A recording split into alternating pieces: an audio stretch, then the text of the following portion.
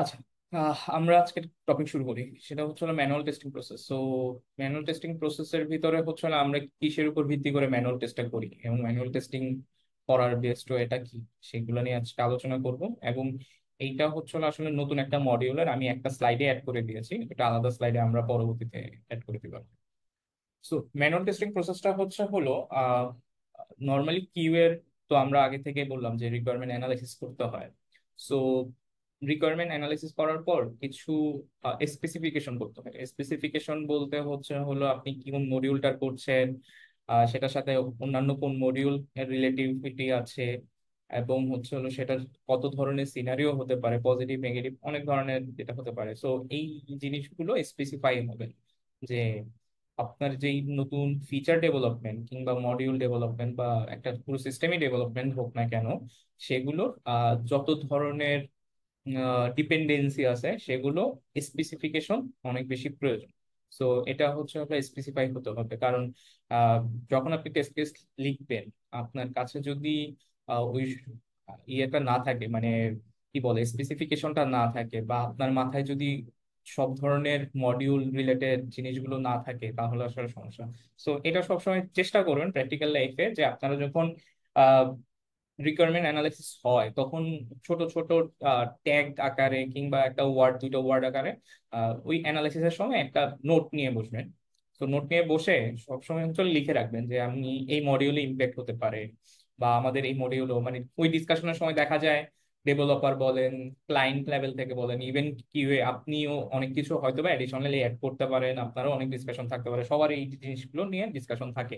যে একটা রিকোয়ারমেন্ট যখন অ্যানালাইসিস হয় তখন একটা নোট নিয়ে বসে সেগুলোকে স্পেসিফাই করা কোন মডিউলের সাথে করতে হবে, আবার টেস্ট কেসের সময় কি কি জিনিসগুলো স্পেসিফিক করে রাখতে হবে, এগুলো একটা নোট বা একটা ট্যাগ আকারে লিখে রাখাটা উচিত। সো এটা যখন আপনি টেস্ট কেস লিখবেন বা ডকুমেন্ট ক্রিয়েট করবেন তখন আসলে আপনার জন্য অনেক বেশি হেল্পফুল, কারণ তখন আপনি ইজিলি ওটা দেখে মাথায় চিন্তা করতে পারবেন, আচ্ছা এই ট্যাগটা কেন ইউজ করেছিলাম বা এই ট্যাগটা কেন লেখা হয়েছে, তার মানে এই ট্যাগ রিলেটেড কোন একটা ডিসকাশন আমার অ্যানালাইসিসের সময় করা হয়েছিল। সো এরকম ভাবে রিভিউ, মানে ওই যে অ্যানালাইসিস যখন করবেন আর কি, যে একটা যখন রিকোয়ারমেন্ট অ্যানালাইসিস করবেন, এভাবে কিছু স্পেসিফিকেশন মাথায় রাখা অনেক বেশি ইম্পর্টেন্ট। এরপর টেস্ট কেসের স্ট্রাকচার ডিফাইন করা। সো টেস্ট কেসের স্ট্রাকচার হলো যে আপনি টেস্ট কেস গুলো কিভাবে লিখবেন সেটা, আহ কোথায় রাখবেন, এবং টেস্ট কেস ডিফাইন বলতে আরো যদি আমি চিন্তা করি, ফর এক্সাম্পল টেস্ট কেস নিয়ে আলোচনা করছিলাম।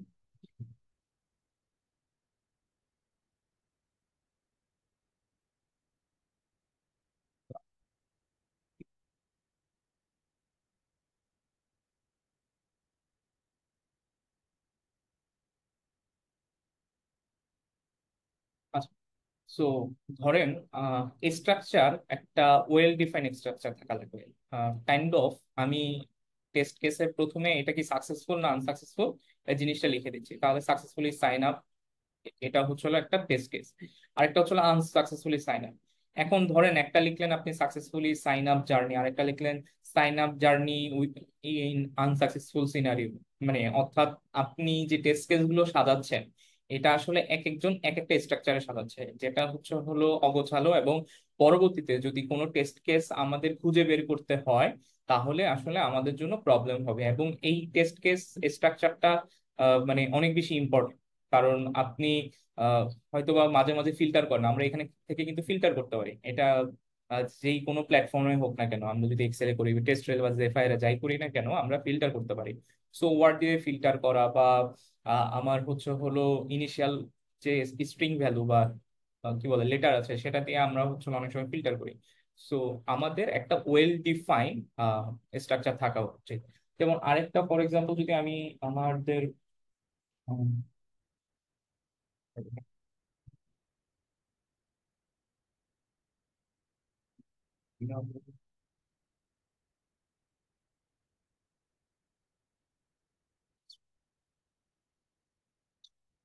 জিরা বোর্ডের কথা যদি চিন্তা করি, যখন আমরা টেস্ট কেস লিখেন কিংবা একটা টাস্ক করেন, তখন কিন্তু এটার প্যাটার্নটা হলো যে আমাদের যে প্যাটার্নটা ফলো করা হয় কোম্পানিতে, যে আমরা যেই প্রোডাক্টটার জন্য লিখি সেই প্রোডাক্টটার নাম প্রথমে লিখতে হবে, তারপর মডিউল যদি থাকে সেই মডিউলের নাম লিখতে হয়। যেমন এখানে হচ্ছে হলো এই আহ, এটা ফর এক্সাম্পল এটা যদি টেস্ট কেস হতো, এটাতে আমার প্রথমে ওই প্রোডাক্টটার নাম, যেমন ম্যাগনেটো আমাদের একটা প্রোডাক্টের নাম, সো ম্যাগনেটো লিখে তারপরে আমার টেস্ট কেস লিখা ডিফাইন করা। কিংবা হচ্ছে হলো আমরা যদি আরেকটা এখানে যাই, এটা হচ্ছিল কেও মোবাইল অ্যাপ্লিকেশনের জন্য, সেটার হচ্ছিল টেস্ট কেস। অর্থাৎ আমরা একটা প্যাটার্ন ফলো করি, আমরা আসলে মডিউলের নামটা লিখে আগে, বা প্রজেক্টর বা সিস্টেমের নাম লিখি, তারপরে হচ্ছে হলো টেস্ট কেস বলেন কিংবা হচ্ছে হলো যে জার্নিটা সেটা হচ্ছে ডিফাইন করি। সো এরকম ডিফারেন্ট কাইন্ড অফ স্ট্রাকচার হতে পারে, সেটা হচ্ছে কোম্পানি টু কোম্পানি ভ্যারি করে। বাট আপনারা যদি মাল্টিপল পার্সন কেস কেস লেখেন, ধরেন আপনি লিখছেন, আপনার সাথে আরেকজন কলিগ আছে সেও লিখছে, বা দুই তিনজন হয়তো লিখতে পারেন টেস্ট কেস, ভিন্ন ভিন্ন মডিউলের জন্য প্যারালালি লিখতে পারেন, বা আগে পরে লিখতে পারেন, বা একই মডিউলের হয়তো বা টেস্ট কেস নতুন করে অ্যাড করতে পারেন। তো আপনারা একটা নির্দিষ্ট স্ট্রাকচার ফলো করবেন, যে আগে মডিউলের নাম হতে পারে, তারপরে হচ্ছিল সাকসেসফুল আনসাকসেসফুল, এই জিনিসগুলো আপনারা একটা করে লিখতে পারেন। জি, কোয়েশ্চেন মোনালিসা। হ্যাঁ, আমার কোশ্চেনটা ছিল হচ্ছে যে টেস্ট কেস রাইটিং যে স্ট্রাকচারটা, এটা আপনি লাস্ট ক্লাসও দেখিয়েছিলেন এক্সেল ফরম্যাটে। আপনি হুম, বলেছিলেন আজকে আমাদের ইন্ট্রোডিউস করাবেন টেস্ট মেল দিয়ে, যেভাবে আমরা সিস্টেমেটিকলি টুলের মাধ্যমে টেস্ট কেস লিখতে পারি। আরেকটা হুম। কোশ্চেন হচ্ছে ভাইয়া, টেস্ট কেস তো আমরা টেস্ট রেল দিয়েও লিখতে পারি, বাট দিস ইজ পেইড এবং কস্ট অনেক হাই, আমি অ্যানালিসিস করে দেখলাম। আরেকটা টুল আছে test link, which is open source, তো কোনটা বেটার এই ক্ষেত্রে? টেস্ট ট্রাইলটা হচ্ছে সবচেয়ে বেটার, কারণ টেস্ট ট্রাইল কেন বেটার, কারণ টেস্ট আপনি যখন আপনার তো মানে টেস্ট ট্রাইল যদি ইউজ করেন শুধুমাত্র টেস্ট কেস লেখার জন্য, তাহলে আসলে টেস্ট ট্রাইলেরও দরকার নেই, আপনি এক্সেলে লিখতে পারেন, তাই না? বাট যখন ওভারঅল চিন্তা করবেন, আপনার একই টেস্ট কেস থেকে রিগ্রেশন রান হবে, স্যানিটি রান হবে, স্মোক রান হবে, কিংবা হচ্ছে অটোমেশনের জন্য রাখা হবে, সেটা সেখানে হয়তো বা কোনো একটা ভার্সনের জন্য আলাদা আলাদা করে টেস্ট কেস গুলোকে ডিফাইন করবে, কিংবা কোনো এপিক এর জন্য রাখবেন এপিক ভিন্ন আমরা এটা ডিসকাশন করবো যখন জিরা নিয়ে আলোচনা করবো, প্রজেক্ট ম্যানেজমেন্ট নিয়ে। সো তখন টেস্ট ট্রেইলে রাখাটা অনেক বেশি সহজ, কারণ তখন ওয়েল ডিফাইন্ড একটা রিপোর্ট তৈরি করা যায় টেস্ট ট্রেইলে, এবং যেটা ক্লায়েন্টের কাছ থেকে সহজে বোঝা যায়। এবং এছাড়াও টেস্ট ট্রেইলে অনেক থার্ড পার্টি অ্যাপের সাথে আসলে ডিরেক্টলি কমিউনিকেশন করা যায়, যেমন টেস্ট টাইম আছে কিংবা টেস্ট রিগোর আছে, সেগুলো আমরা দেখবো আর কি, যে কোন কোন থার্ড পার্টি দিয়ে আসলে টেস্ট কানেক্ট করা যায়। তো হ্যাঁ, যেহেতু এটা তো বুঝলাম, টেস্ট লিঙ্ক দিয়ে কি এই কাজগুলো আমরা করতে পারি না, যে টেস্ট যেহেতু ট্রেইল এটা ওপেন সোর্স? করতে পারেন, যেহেতু আপনার টেস্ট কেস লেখাটা, ওই তো বললাম তো, এটা প্রয়োজনীয়তার উপর ডিপেন্ড করে। তো ওপেন সোর্স টেস্টিং হলে আপনি সেটা দিয়ে করতে পারেন, আমি টেস্টিং কে কাজ করিনি, বাট এটা যদি টেস্ট কেস অনেক লেখা। কোম্পানিকে যদি রেফার করাও হয়, তার বাজেটের কস্ট অপটিমাইজ করার চিন্তা ভাবনা মোস্ট অফ দ্য অর্গানাইজেশনেরই থাকে। তো সেই ক্ষেত্রে টেস্ট ওয়ান ইউজার কস্টও অনেক হাই। আমি হচ্ছে হলো বললাম তো, আমি তো আসলে এক্সাম্পল দেওয়ার সময় আপনাদের পেস্ট যেই অ্যাপ্লিকেশনটা আছে হয়তো বা সেটাই ডিফাইন করি, তো সেই জন্যই বলছি এটা এক্সেলও আপনি রাখতে পারেন, টেস্ট লিঙ্ক যেটার কথা বলছেন আপনি সেখানেও রাখতে পারেন। ম্যান্ডেটরি না আপনি কোথায় রাখতেছেন, সেটা কোম্পানি টু কোম্পানির প্রয়োজনীয়তা, কোম্পানির ক্যাপাবিলিটির উপর ডিপেন্ড করে। সো এটা কোম্পানির ডিসিশন। এবং হচ্ছে হলো আপনারা যদি যাদের কাছে রিকোয়ারমেন্ট চাবে, তারা যেভাবে আসলে সেই জিনিসটা প্রোভাইড করতে পারে। টেক্সটাইল অনেক কস্টলি, টেক্সটাইল আসলে লার্জ স্কেলে যে কোম্পানিগুলো আছে, ফর এক্সাম্পল আমাদের কোম্পানির কথা দিতে পারবো, যে ফক্সটেল হচ্ছে হলো মেনলি টেক্সটাইল ইউজ করে। সো তার মানে হচ্ছে হলো যারা আসলে ওই বাজেটটাকে কন্ট্রোল করতে পারবে, বা বাজেটটা তাদের জন্য ওকে, সো তখন তারা হচ্ছে ইউজ করে। বাট লোকাল কোম্পানিগুলো যাদের আসলে অপ্রয়োজনীয়, মানে এটা তো আসলে কাইন্ড অফ ধরেন আপনি প্রয়োজন পূরণ করলেন, তারপর চাহিদার মতো পূরণ করার মতো আর কি টেক্সটাইল ইউজ করাটা। সো যাদের আসলে প্রয়োজনটাই পূরণ করা অনেক বেশি ইম্পর্টেন্ট, তাদের জন্য তো আসলে এত বাজেট দিয়ে টেক্সটাইল ইউজ করা উচিত না। আবার যাদের হচ্ছে প্রয়োজন হয়ে গেছে, তারা আরো বেশি ওয়েল স্ট্রাকচার চায়, কিংবা আর মানে প্রজেক্টটা অনেক বেশি লার্জ স্কেলের, প্ল্যান হচ্ছে হলো আজ থেকে 10 থেকে 15 বছর পর্যন্ত একটা প্ল্যান থাকে ওই সিস্টেমটা ডেভেলপমেন্টের, তখন তারা এরকম লার্জ স্কেলের, বা যাদের ওরকম বাজেট থাকে তারা ওইরকম লার্জ স্কেলের টুলগুলো ইউজ করে, যেগুলাই অনেক ফিচার থাকে পেইড ভার্সনে। তো টেস্ট লিঙ্কে যদি এমন হয় যে টেস্টাইলের মতো বেনিফিট সবকিছু পাচ্ছে এবং ফ্রি, তাহলে অবশ্যই টেস্ট লিঙ্ক ইউজ করবে। বাট জি ভাই, টেস্ট লিঙ্ক তো রিপোর্ট জেনারেট করা যায়, আমি হ্যাঁ, যতটুকু দেখলাম, কিন্তু ওখানে আমরা একটা আমরা প্রবলেম। আছে, সেটা হচ্ছে টেস্ট লিঙ্ক দেখলাম যে ডট পিএইচপি ফাইল ছাড়া সাপোর্ট করে না ফাইল। আমার কোশ্চেনটা এখানেই যে টেস্ট রেলও কি এরকম কোনো রেস্ট্রিকশন না না আছে না কেন? না, এরকম কোনো রেস্ট্রিকশন নেই। আমরা হচ্ছে হলো টেস্ট ফেল দেখবো আমাদের মানে এর পরের যে ক্লাসটা হবে বা আজকে যদি আমরা তাড়াতাড়ি শেষ করি, আমরা হয়তো বা বিভিন্ন টুল নিয়ে আলোচনা করবো আর কি, তখনই আসলে দেখতে পারবো যে আচ্ছা ভাই, আমরা আমার এখানে একটা কনফিউশন আছে, সেটা হচ্ছে টেস্ট লিঙ্ক যেহেতু ও বলতেছে যে অ্যাপাচে জেমিটার সার্ভার ইউজ করতে হবে, সেখান থেকে যদি ডট পিএইচপি ফাইল ছাড়া সে অন্য কোনো ফাইল সাপোর্ট না করে, সাপোজ প্রজেক্ট যদি কোনো প্রজেক্ট হয়ে যায় ডট নেটে বা এটাকে কি বলা হয় পাইথনে, তখন কি ওই টেস্ট লিঙ্কে আমি টেস্ট কেস লিখতে পারবো?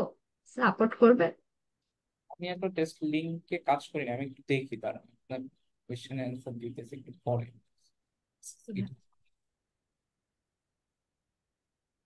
স্ক্রিনটাই ঘাটতেছে। আচ্ছা আমি একটু পরে ইয়ে করতেছি, কারণ আমি টেস্ট লিঙ্কে আসলে ওভাবে দেখিনি কখন। ওকে। এটা খুবই বেসিক লেভেলের যা বুঝতেছি। হ্যাঁ হ্যাঁ, খুবই বেসিক লেভেল। ওকে। না, টেস্ট লিঙ্ক সম্ভবত আপনার ডাউনলোড করে লোকালি ইউজ করতে হয়, তাই তো? জি ভাইয়া, হ্যাঁ এটা ডাউনলোড করে সেটাই আর কি, এখানে হ্যাঁ, তার মানে প্রসেসটা একটু অনেক ডিফারেন্ট। লিমিটেশন আছে। হ্যাঁ। সো এই জন্য অনেক লিমিটেশন আছে। এবং টেস্ট রেইলের যেমন ওই যে বললাম না, ওপেন সোর্স আর হচ্ছে হলো মানে পেইড ভার্সন, তো অবভিয়াসলি অনেক লিমিট মানে ডিফারেন্সিয়েশন থাকবে। যেমন টেস্ট রেইলে আপনার যদি সিএসভি ফাইল থাকে বা আপনি এক্সেলে টেস্ট কেস লিখছিলেন, আপনি ডিরেক্টলি সেটাকে আপলোড করতে পারবেন টেস্ট রেইলে, এবং ওই ফরম্যাটে চলে আসবে টেস্ট রেইলে সুন্দরভাবে। তো টেস্ট রেইলের অনেক বেনিফিট আছে, যেই কারণে লার্জ স্কেল কোম্পানি যারা আসলে ওই কস্টিংটা বিয়ার করতে পারবে, মানে চাহিদা পূরণ করতে পারবে তাদের, তারা ওরা ইউজ করে। বাট যারা চাহিদা পূরণ করতে পারে না, তারা আসলে এক্সেল দিয়ে চালাতে পারে। এমন না যে আসলে সবাই এরকম থার্ড পার্টি অ্যাপ ইউজ করে। সবাই এক্সেলেই চালায়, লোকাল কোম্পানিগুলো বাংলাদেশে বলেন বা সব জায়গায়। সো এই তো। ঠিক আছে। ওকে। সো আচ্ছা, এরপর হচ্ছে হলো কনসিডার এইচ কেস এবং নেগেটিভ সিনারিও। এটা হচ্ছে হলো সবচেয়ে মোস্ট ইম্পর্টেন্ট থিং। যে আমি একটু আগে বললাম, যখন আপনি রিকোয়ারমেন্ট অ্যানালাইসিস করবেন তখন আপনি কিছু স্পেসিফাই করবেন। সো স্পেসিফিকেশন তো আপনি লিখে রাখতেছেন বা ট্যাগ আকারে লিখে রাখতেছেন, আপনি নোট করতেছেন খাতায় নিয়ে, আপনি হয়তো বা যে কোনো ভাবে নোট রেখে দিচ্ছেন, যেটা হয়তো টেস্ট কেসে আপনি লিখছেন। সো আপনি এই টেস্ট কেস যখন লিখবেন, আপনি তো প্রথম টার্গেট হচ্ছে হলো হ্যাপি পাথ। হ্যাপি পাথটা কি? হ্যাপি পাথ হচ্ছে হলো ওই বিজনেস বা ওই রিকোয়ারমেন্ট যেটা আছে মডিউলের, ওই মডিউলের মেইন কাজটা কি। টেস্ট কেস লেখার একটা প্রসেস আছে। প্রসেসটা কি? প্রসেসটা হচ্ছে হলো প্রথমে আপনার হ্যাপি পাথ লিখতে হবে। মানে এটার বেস্ট কেস সিনারিওতে যে কাজগুলো করে, ধরেন একটা ফাইল আপলোড করতে হবে, আপনি নর্মালি একটা ফাইল আপলোড করবেন সেটা। এবং ধরেন কোনো একটা সিস্টেমে এরকম রিকোয়ারমেন্ট যে এই সিস্টেমে একটা ফাইল আপলোড করতে পারবে, ফাইল আপলোড করে সেটা প্রিভিউ করতে পারবে, মানে একটা থাম্বনেল জেনারেট হবে। এবং পরবর্তীতে আপনি ফাইলটাকে আপডেট করতে পারবেন, চেঞ্জ করতে পারবেন, চেঞ্জ করলে আবার নতুন করে থাম্বনেল জেনারেট হবে নতুন ছবি অনুযায়ী। সো এটা হচ্ছে হলো একটা মডিউলের রিকোয়ারমেন্ট যেটা আপনি ডেভেলপমেন্ট হচ্ছে। তার মানে এবং এই ফাইলটা হচ্ছে হলো ধরেন নর্মালি ইমেজ টাইপের ফাইল হবে। হ্যাঁ। সো হ্যাপি পাথ কি? হ্যাপি পাথ হচ্ছে হলো যে আপনি একটা ছবি, জেপিজি, পিএনজি, জেপিইজি বা এই টাইপের ফাইলগুলো আপনি আপলোড করে দেখবেন। আপনি দেখবেন থাম্বনেল জেনারেট হচ্ছে কিনা অ্যাজ ইউজাল। এবং তারপরে দেখবেন হচ্ছে হলো ওই ফাইলটা ডিলিট করে আপনি আবার আরেকটা টাইপের ফাইল দিবেন, বা একই ফাইলে দিলে নতুন করে থাম্বনেল জেনারেট হচ্ছে কিনা। এটা হচ্ছে হলো বেসিক লেভেলের হ্যাপি পাথ। এখন এরপরে আরেকটু কর্নার কেস কি? কর্নার কেস হচ্ছে হলো আমি তো জেপিজি দিলাম, থাম্বনেল তো শুধুমাত্র এই টাইপের ফাইলে হয় না। থাম্বনেলে পিএইচডি ফাইলে থাম্বনেল জেনারেট হতে পারে, পিএইচডি মানে হচ্ছে ফটোশপ ফাইলে, তারপর ইলাস্ট্রেটর ফাইলে হতে পারে, ইপিএস ফরম্যাটের ফাইলে হতে পারে, এরকম মাল্টিপল পিডিএফ দিলেও থাম্বনেল জেনারেট হতে পারে। সো আহ, অনেক টাইপ অফ ফাইলে আসলে ইমেজের মতো বিহেভিয়র করে। সো আমার আসলে সব ধরনের ফাইল ওই একটা স্ট্রাকচার বানাইতে হবে যে আমার কি কি ধরনের ফাইল থাম্বনেল জেনারেট হয় রিকোয়ারমেন্ট অনুযায়ী। সেই ফাইলের লিস্ট বানিয়ে সব ধরনের ফাইল আপলোড দিয়ে দেখতে হবে, এবং সব ধরনের ফাইলের পরিবর্তে অল্টারনেটিভ ফাইলগুলো আপলোড দিয়ে দেখতে হবে যাতে সেটা কাজ করে। সো আমরা একটু কর্নার কেসে যাচ্ছি। এখন আমাদের আরেকটা জিনিস দেখতে হবে যে আমরা একটা লার্জ, যেমন হচ্ছে হলো 4K রেজলিউশনের ফাইল আপলোড দিয়ে দেখবো সেটা থাম্বনেল ঠিকঠাক জেনারেট হয় কিনা। বা একবার ছোট সাইজের বলতে হচ্ছে হলো রেজলিউশন ধরেন 10 kbps এর, মানে 10 পিক্সেলেরও কম রেজলিউশন, বা যে সাইজটা আছে সেটা হচ্ছে হলো 2 ইঞ্চি বাই 2 ইঞ্চি বা 1 ইঞ্চি বাই 1 ইঞ্চি। এরকম ছোট টাইপের ফাইল দিয়ে দেখবো যেটা থাম্বনেল জেনারেট হওয়া অনেক বেশি টাফ।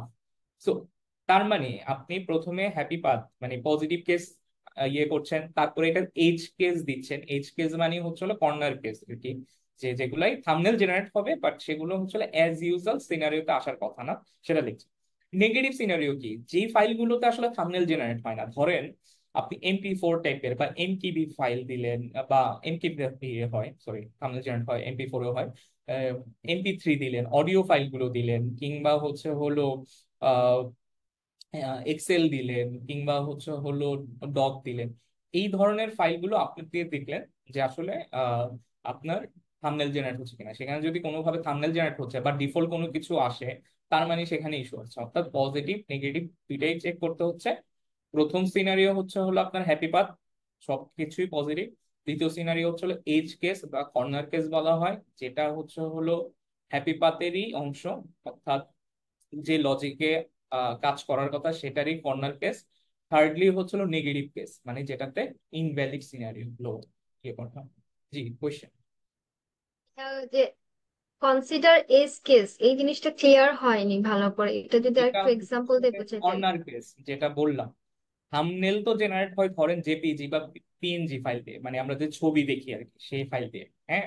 জি। এখন থাম্বনেল আরো জেনারেট হতে পারে, ধরেন একটা ভিডিও থেকেও থাম্বনেল জেনারেট হয়, যেটা হয়তো বা অ্যানালিসিসের সময়, রিকোয়ারমেন্ট অ্যানালিসিসের সময় আমরা বলি না। আমরা রিকোয়ারমেন্ট অ্যানালিসিস বলছি যে আপনার যে সমস্ত জিনিস থাম্বনেল জেনারেট হয় আমরা দেখবো আপলোড দেওয়ার পর ওগুলো থাম্বনেল জেনারেট হয় কিনা।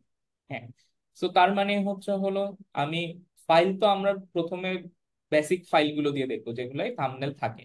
এরপরে ধরেন ইলাস্ট্রেটর ফাইল আছে সেগুলো দিয়ে দেখলাম, কিংবা হচ্ছিল PSD ফাইল, ফটোশপের ফাইলগুলো দেখলাম। এজ কেস হচ্ছিল সেগুলাই যেগুলাই আসলে আপনার মানে যেই ডেটার উপর ভিত্তি করে আসলে পজিটিভলি কাজ করার কথা, অর্থাৎ থাম্বনেল জেনারেট হওয়ার কথা, কিন্তু কর্নার কেস বলা হয়, এটা এজ কেস বা কর্নার কেস বলা হয়। আবার আপনি ধরেন হচ্ছে হলো বিভিন্ন রেজুলেশনের ফাইল, মানে 4K রেজুলেশনের একটা ফাইল আপনি আপলোড দিয়ে দেখলেন, সেটা থাম্বনেল জেনারেট করতে পারে কিনা বা কত সময় লাগতেছে, পারফরমেন্স ঠিকঠাক কাজ করে কিনা। কিংবা একবারে ছোট সাইজের রেজুলেশনের একটা ফাইল আপলোড দিলেন, অর্থাৎ মানে কি আপনার বেসিক তো আপনি টেস্ট করতেছেন জেপিজি PNGর জন্য থাম্বনেল জেনারেট হচ্ছে হ্যাপি পাথ দিয়ে। এইচ কেসে আপনি টেস্ট করতেছেন সব ধরনের রেজুলেশনের জন্য থাম্বনেল জেনারেট হচ্ছে কিনা, মানে থাম্বনেল জেনারেট হওয়া উচিত পজিটিভ মানে বেসিক্যালি, তো সেটা কাজ করে কিনা। দ্বিতীয়ত হচ্ছে হলো ডিফারেন্ট টাইপ অফ ফাইল যেগুলো থাম্বনেল জেনারেট হওয়ার কথা, ভিডিও ফাইল হতে পারে, কিংবা হচ্ছে হলো যেটা বললাম PSD EPS ডিফারেন্ট ফরম্যাটের ফাইল হতে পারে, সেগুলো বা GIF ফাইল আছে সেগুলোর জন্য থাম্বনেল জেনারেট হয় কিনা। সো এইচ কেসটা হচ্ছিল এই সমস্ত কেস যেগুলো আসলে হ্যাপি পাতি এক ধরনের, বাট কর্নার কেস যেগুলো, পজিটিভ কেস গুলার যত ধরনের কর্নার কেস কর্নার হইতে কেস পারে। গুলো আছে সেগুলো হচ্ছে এজ কেস। আমি এজ মানে হ্যাপি পাথের কথা বললাম না এখানে, কারণ এটা তো আসলে খুবই বেসিক লেভেল সেজন্য। জি। আর নেগেটিভ হচ্ছে হলো যেটা একেবারেই মানে যেটা দিয়ে কনসিডার করলে আপনার সিস্টেমটা ফেল, মানে সিস্টেমটা ঠিকঠাক কাজ করা উচিত না, যেমন অডিও ফাইলের ক্ষেত্রে নর্মালি থাম্বনেল জেনারেট করা উচিত না, কিংবা এক্সেল ফাইলের ক্ষেত্রে থাম্বনেল জেনারেট করা উচিত না। সো মানে এটা হচ্ছে অনেক, এটাও এক ধরনের বাউন্ডারি ভ্যালু, যদি আমি ওইভাবে চিন্তা করি যে আপনার যে রিকোয়ারমেন্ট সেই রিকোয়ারমেন্ট বাইরের ফাইল আসলে এই রিকোয়ারমেন্টের ভিতর আবার কাজ করা শুরু করছে কিনা, হতে পারে এরকম। অনেক জায়গায় ধরেন আপনার বললো যে ইনপুট হবে স্ট্রিং, মানে আপনার নাম দিবেন হচ্ছে হলো ABCD এরকম, আপনি নাম লিখলেন হচ্ছে স্পেশাল ক্যারেক্টার দিয়ে সামহাউ, এবং এটা ইনপুট নিচ্ছে, তার মানে তো এটা আসলে নেগেটিভ সিনারিও। তো নেগেটিভ সিনারিওতে যদি কাজ করে তার মানেও এখানে একটা সিস্টেমে বাগ আছে যেটার জন্য সিস্টেমটা ফেল হচ্ছে, তাই না? So happy path, edge case এবং হচ্ছিল নেগেটিভ সিনারিও, তিনটাতে আসলে টেস্ট কেস লিখতে হবে এবং এইগুলাতে এক্সিকিউশনে যেতে হবে। এটা কিন্তু অনেক ইম্পর্টেন্ট জিনিস, হ্যাঁ।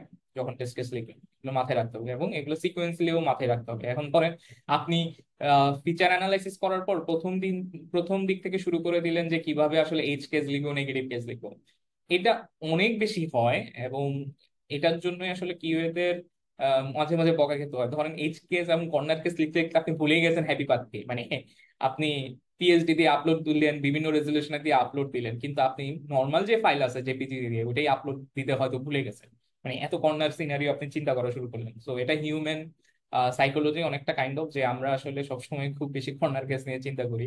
আসার পরে আমরা কিভাবে একটা সিস্টেমের বাগ বের করবো, মানে কিউ এর মাথায় থাকে আমরা সিস্টেমের বাগ বের করবো, তো সিস্টেমটাকে ফেল করাবো, এটা নিয়ে চিন্তা করি। তো এটা চিন্তা করতে করতে আসলে আমরা হ্যাপি পাথ বা পজিটিভ বেসিক কেস গুলো মিস করে যাই, হ্যাঁ। তো এই জিনিসটা মাথায় রাখবেন। আচ্ছা, আরেকটা জিনিস হচ্ছিল পিয়ার রিভিউ। পিয়ার রিভিউ হচ্ছে অনেক অনেক বেশি ইম্পর্টেন্ট জিনিস, যেটা আমরা প্র্যাকটিস করি না, কিন্তু অনেক বেশি ইম্পর্টেন্ট জিনিস।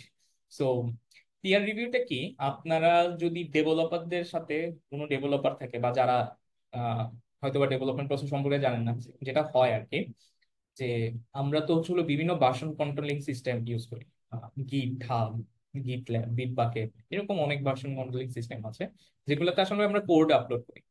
সো ওইখানে বিভিন্ন ধরনের ফরেন ফোল্ডার আছে। একটা ফোল্ডারের নাম হচ্ছে মাস্টার, এগুলোকে বলা হয়, এক একটা ফোল্ডারকে বলা হয় ব্রাঞ্চ। সো মাস্টার নামে যেই ফোল্ডার বা ব্রাঞ্চ আছে, মানে এটা ব্রাঞ্চ, এটা ফোল্ডার না, আমি জাস্ট বুঝার খাতিরে বলতেছি আর কি। সো ওগুলাই হচ্ছে হলো ধরেন আপনার লাইভ আপনি কোন একটা প্রোডাক্টের যা দেখতে পারেন প্রোডাকশনে, তো ওগুলাই আসলে ওই কোডগুলো মাস্টারে থাকে। হ্যাঁ, কিন্তু ঘটনা হচ্ছে হলো আমরা যখন একটা কোড লিখি, আমরা যখন ওই কোডটা আপলোড করি গিট হাব কিংবা হচ্ছে গিট ল্যাব, যে কোনো ভার্সন কন্ট্রোলিং সিস্টেমে, যখন কোডটাকে আপলোড দেয় আমরা ডিরেক্টলি আসলে মাস্টারে দেই না, ওই ফোল্ডারে দিতে পারি না, কারণ ওইটা হচ্ছে একটা রেস্ট্রিক্টেড একটা ফোল্ডার বা ব্রাঞ্চ। তো ঘটনা হয় যেটা, যে আমার নিজের আলাদা আলাদা ব্রাঞ্চ থাকে, ধরেন আমার নাম হৃদয়, আমার নামে একটা ব্রাঞ্চ ক্রিয়েট করলাম।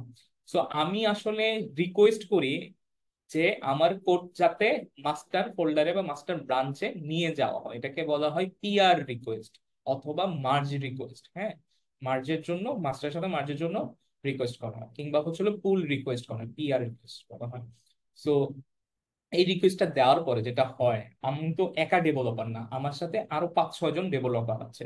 তো সবাই আসলে ওই জিনিসটার কোড স্ট্রাকচারটা ঠিক আছে কিনা, কোডে কোনো ধরনের অতিরিক্ত কিছু লেখা আছে কিনা, অযথা লগ লেখা আছে কিনা, এমন হলো যে ইফ এলস কন্ডিশন আমি 5 লাইনে লিখলাম সেটা 1 লাইনে শেষ করা যায়, তাহলে তারা আমাকে ওইটাকে কমেন্ট করে দিবে। মানে যত ধরনের ব্যাড প্র্যাকটিস আছে, কিংবা হচ্ছে লজিকে যদি আরো বেশি ডেভেলপ করা যায়, তারা ওই জিনিসটাকে রিভিউ করে, রিভিউ করে আমাকে ফিডব্যাক দেয় যে তোমার ব্রাঞ্চে যে কাজ করছো ওইখানে হচ্ছে এই এই জিনিসগুলো চেঞ্জ করো, তাহলে তুমি মার্চ করতে পারো। তারা কমেন্ট করে, কমেন্ট করার পর আমার ওই কোডগুলোকে আপডেট করতে হয়, তারপরে তারা যদি মনে করে যে সব ঠিকঠাক আছে তাহলে ওইটা অ্যাপ্রুভ করে, তারপরে আমি মার্চটা করতে পারি। তার মানে কি, আপনার কোডের কোয়ালিটিটাকে ইনশিওর করা হয়। সো এটা যদি একটা ডেভেলপারের কোড কোয়ালিটি এনশিওর করতে হয়, একটা কিউ এর মাস্ট এই কোয়ালিটিটা অনেক বেশি মানে ভালোভাবে এনশিওর করতে হবে, কারণ আপনার কাজই কিউ এ। সো কোয়ালিটি অ্যাসুরেন্স করতে হবে। সো ফর এক্সাম্পল, আমরা তো আসলে কোড করছি না। আচ্ছা ভাই, একটু পরে কোয়েশ্চেনটা নিতেছি, আমি একটু বলে নিই এটা। সো আমরা তো কোড করি না, আমরা তো করি হচ্ছিল ধরেন টেস্ট কেস। অটোমেশনের কথা যদি বাদ দিই, অটোমেশনে কিন্তু এরকম কোড করে যখন আপনি মার্চ করতে যাবেন, আপনি পিআর রিভিউ করা, পিআর ক্রিয়েট করতে হয় এবং পিআর কে অ্যাপ্রুভ করতে হয়। পিআর পিআর হচ্ছে হলো 3-4 জন অন্যান্য যে অটোমেশন ইঞ্জিনিয়ার আছে তারা এটা দেখে, তারা অনেক বেশি কমেন্ট করে। আমি একটা এক্সাম্পল দেখিয়ে দিব আজকে কিভাবে ইয়ে করে, পিআর রিভিউ ইয়ে করে। বাট যেটা হয় যে আমরা তো টেস্ট কেস লিখি, ফর এক্সাম্পল ম্যানুয়াল টেস্টিং এর কথা যদি চিন্তা করেন, আপনি টেস্ট কেস লিখছেন, আপনি স্পেসিফিকেশন জানেন, আপনি সেই অনুযায়ী টেস্ট কেস লিখছেন। আপনার সাথে অন্যান্য যে ম্যানুয়াল টেস্টার আছে বা কিউএ আছে, তাদের দিয়ে ওই টেস্ট কেস গুলো পরীক্ষিত করতে হবে। তাকে বলবেন যে আপনি আমার টেস্ট কেস গুলো পড়েন, পরে দেখেন যে এটা হচ্ছিল স্পেসিফিকেশন, এই অনুযায়ী আমি সব ধরনের কর্নার কেস বলেন, হ্যাপি বাদ বলেন, নেগেটিভ সিনারিও ঠিকঠাক লিখছি কিনা। আমি অন্যান্য মডিউল যেগুলোর সাথে হচ্ছে হলো ইম্প্যাক্ট আছে, সেই মডিউলের একটা অবশ্যই আপনার কাছে লিস্ট থাকবে, সেই মডিউলের জন্য টেস্ট কেস লিখেছি, ওই টেস্টিং প্রসেস লিখেছি, সেগুলো সবকিছু ঠিক আছে কিনা একটু রিভিউ করে দিতে হবে। অর্থাৎ আপনার পাশে যে আছে অন্যান্য অন্য কিউএ, তার থেকে আপনি সাজেশন বা ফিডব্যাক নিতে পারেন, এটাকে বলা হয় পিয়ার রিভিউ। সো অনেক যখন মাথা আসে যে কোনো কিছুতে, আপনার কিন্তু ব্রেন স্টর্মিং বলেন বা নতুন সিনারিও অ্যাড হওয়ার প্রবাবিলিটি অনেক বেড়ে যায়, তখন আপনার এই যে টেস্ট কেস গুলো আছে সেগুলো আরো বেশি বেটার ওয়েতে চলে আসে। অর্থাৎ হতে পারে আপনি লগ ইনের জন্য এরকম লিখলেন যে আহ, আপনি লিখলেন consider log in invalid log in scenario ধরনের লিখতেছেন ফর এক্সাম্পল। সো আপনি ইনভ্যালিড মেল দিলেন, আপনি ইনভ্যালিড মেল দিলেন হচ্ছে @the rate of দেন নাই। এখন এইটুক আপনার জন্য ইনভ্যালিড সিনারিওর টেস্ট কেস। এখন আপনি এইটুক লিখে আপনি ওকে আছেন, এটাও ঠিক, এইটুক পর্যন্ত লিখলে ওকে। বাট আপনার পাশে যে আছে সে বললো তুমি ইনভ্যালিড শুধুমাত্র একটা সিনারিওতে কেন দেখবে? ইনভ্যালিড তো এমন হতে পারে সবগুলো স্পেশাল ক্যারেক্টার দিয়ে @the rate দাও, বা @the rate কয়েকবার দাও, তো সেটা কাজ করে কিনা। সুতরাং ওই যে টেস্ট কেসে আপনার নতুন একটা ডেটা আনা বা নতুন টাইপের ডেটা দিয়ে টেস্ট করা কিংবা নতুন কোনো সিনারিও অ্যাড করা, এই জিনিসগুলো আসলে পিয়ার রিভিউতে আসে, এবং এই পিয়ার রিভিউটা অনেক বেশি ইম্পর্টেন্ট, যেটা প্র্যাকটিস করা হয় না। বাট এটা ইম্পর্টেন্ট, আপনারা যখন যেখানে জব করবেন বা করেন, আপনারা চাইবেন ট্রাই করবেন যাতে এই প্র্যাকটিসটা শুরু হয়। হ্যাঁ, সো এটা ইম্পর্টেন্ট একটা জিনিস। জি, কোয়েশ্চেন, দুইজন কোয়েশ্চেন করতে চাইছিলেন। হুম। হ্যাঁ, আমার কোশ্চেনটা হচ্ছে যে পিয়ার রিভিউটা যে করা হবে, এটা তো মানে কি হয় যে অটোমেশন টেস্টিংটা করা হয় সেটা, কারণ ব্যাক এন্ড ডেভেলপাররা বা ফ্রন্ট এন্ড যা তারা যে ডেভেলপমেন্ট করতেছে সেইটা তো আমরা গিটহাবের মাধ্যমে তার যেটা পরিচিত সেটা তো আর আমরা চেকিং করবো না। না না না না, আমি সেটার কথা, আমি জাস্ট পিয়ার আইডিয়াটা কি ওটা বোঝানোর জন্য ডেভেলপারের কনসেপ্ট নিচ্ছি, ডেভেলপার আসলে কিভাবে পিয়ার রিভিউ করে। যেমন জি ভাই, আরেকটা বিষয় কিছু হচ্ছে যে এইটা ইঞ্জিনিয়ার। আমরা তো ম্যানুয়ালি এগুলা বুঝতে পারতেছি, মানে অতটা ক্লিয়ার হচ্ছে না। যদি এক্সাম্পল সহকারে আমাদের দেখানো হইতো তাহলে খুব প্র্যাকটিক্যালি ভালো হতো। আচ্ছা, আমি তো বললাম ওকে, আমি একটা এক্সাম্পল দিয়ে দিচ্ছি। আর কারো আরেকজন কোয়েশ্চেন ছিল, হ্যাঁ। আচ্ছা ভাইয়া, এটা হচ্ছে ছোট একটা কোশ্চেন। পিয়ার রিভিউটা কি এটা ব্রাঞ্চ টেস্ট কাইন্ড অফ? না না না না, এটা আমি জাস্ট কনসেপ্ট বোঝানোর জন্য, আচ্ছা আচ্ছা আপনি ডেভেলপারের ইয়ে মাথা থেকে বাদ দিয়ে দেন। আমি কনসেপ্ট আচ্ছা বোঝানোর আচ্ছা। জন্য আমি বললাম যে পিয়ার রিভিউটা কি। পিয়ার রিভিউটা হচ্ছে হলো আপনারই কাজ, যেটা হচ্ছিল মাল্টিপল পার্সন এসে আপনাকে এখান থেকে ফিডব্যাক দিবে। সো এটাই হচ্ছিল পিয়ার করা, মানে পিয়ার রিভিউ করা আর কি। সো আমরা যদি যাই, আমরা হচ্ছিল টেস্ট কেস। আচ্ছা, unsuccessful sign up with invalid phone number আছে, invalid verification email code, sign up with invalid input. আচ্ছা, ধরেন এখানে একটা সিনারিও আছে যে আপনি একটা সিস্টেমে লগ ইন করতে চাচ্ছেন,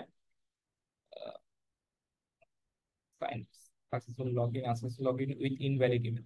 আচ্ছা, এটাই এক্সাম্পল দিচ্ছিলাম যে unsuccessful log in with invalid email. তো আপনি ইনভ্যালিড ইমেল লিখলেন, সিনারিও আপনার ঠিক আছে, ইনভ্যালিড দিয়ে হচ্ছিল করলেন। আপনি মেলটা কি লিখলেন? আহ হৃদয়.com, যেটা একটা ইনভ্যালিড ইমেল, এই ডেটাটা তাহলে ইনভ্যালিড। আপনি আরেকটা যেটা লিখলেন সেটা হচ্ছিল আনরেজিস্টার ইমেল, আনরেজিস্টার ইমেল নামে এরকম যে কোনো একটা স্ট্রিং দিয়ে দিলেন, সেটা দেখলেন। এখন তাহলে ভ্যালিড মেল টাইপটা কি? ভ্যালিড মেল টাইপ হচ্ছে হলো ফর এক্সাম্পল, আরে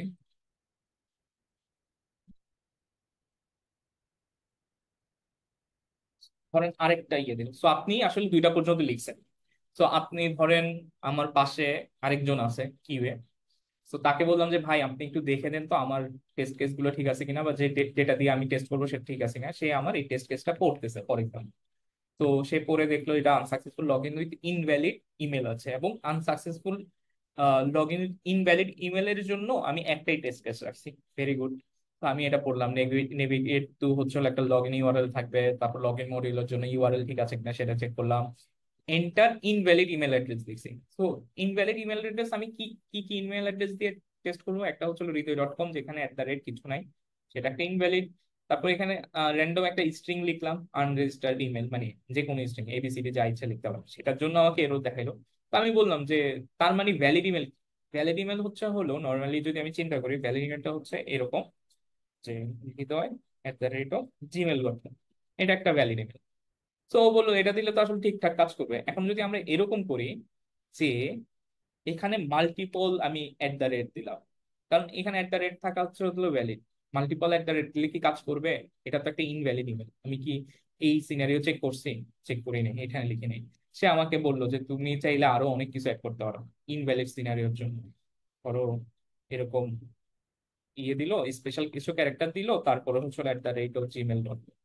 সো এটা দিয়েও চেক চেক করতে পারো, হয়ে গেল। তো এটা দিয়েও চেক করতে পারো, কারণ এটাও তো আসলে স্পেশাল ক্যারেক্টার দিয়ে মেল হয় না, সেটা আসলে সে ইনপুট হিসেবে নিচ্ছে কিনা। তো এটাই হচ্ছিল পিয়ার রিভিউ। পিয়ার রিভিউ তো দেখেন আমাকে নতুন দুইটা ডেটা টাইপ ডিফাইন করে দিচ্ছে। শুধুমাত্র যে নতুন ডেটা দিবে এমনটা না, এমনও হতে পারে নতুন কোনো সিনারিও অ্যাড করে দিতে পারছে, যে unsuccessful log in with invalid email, বা আনসাকসেসফুল লগ ইন, আরো ডিফারেন্ট সিনারিও হতে পারে, ইনভ্যালিড পাসওয়ার্ড হইতে পারে, বা ইমেল অ্যাড্রেস নাই দিলাম, আমি ব্ল্যাঙ্ক রাখলাম, সেটা দিয়েও হতে পারে, সেটা দিয়ে কাজ করে কিনা। হ্যাঁ, তো আমরা এরকম মাল্টিপল সিনারিও আসলে পিয়ার রিভিউ থেকে এক্সটার্নালি অ্যাড করতে পারি। এটাই হচ্ছে হলো আমার মানে মেইনলি ডিসকাশনের পার্ট, যে আপনার যখন অনেকগুলো মাথা আসবে তখন তারা আসলে নতুন নতুন জিনিস অ্যাড করতে পারে। এবার আপনাকে মানে ডেভেলপার সাইড থেকে আরেকটা, হ্যাঁ হ্যাঁ কোয়েশ্চেন।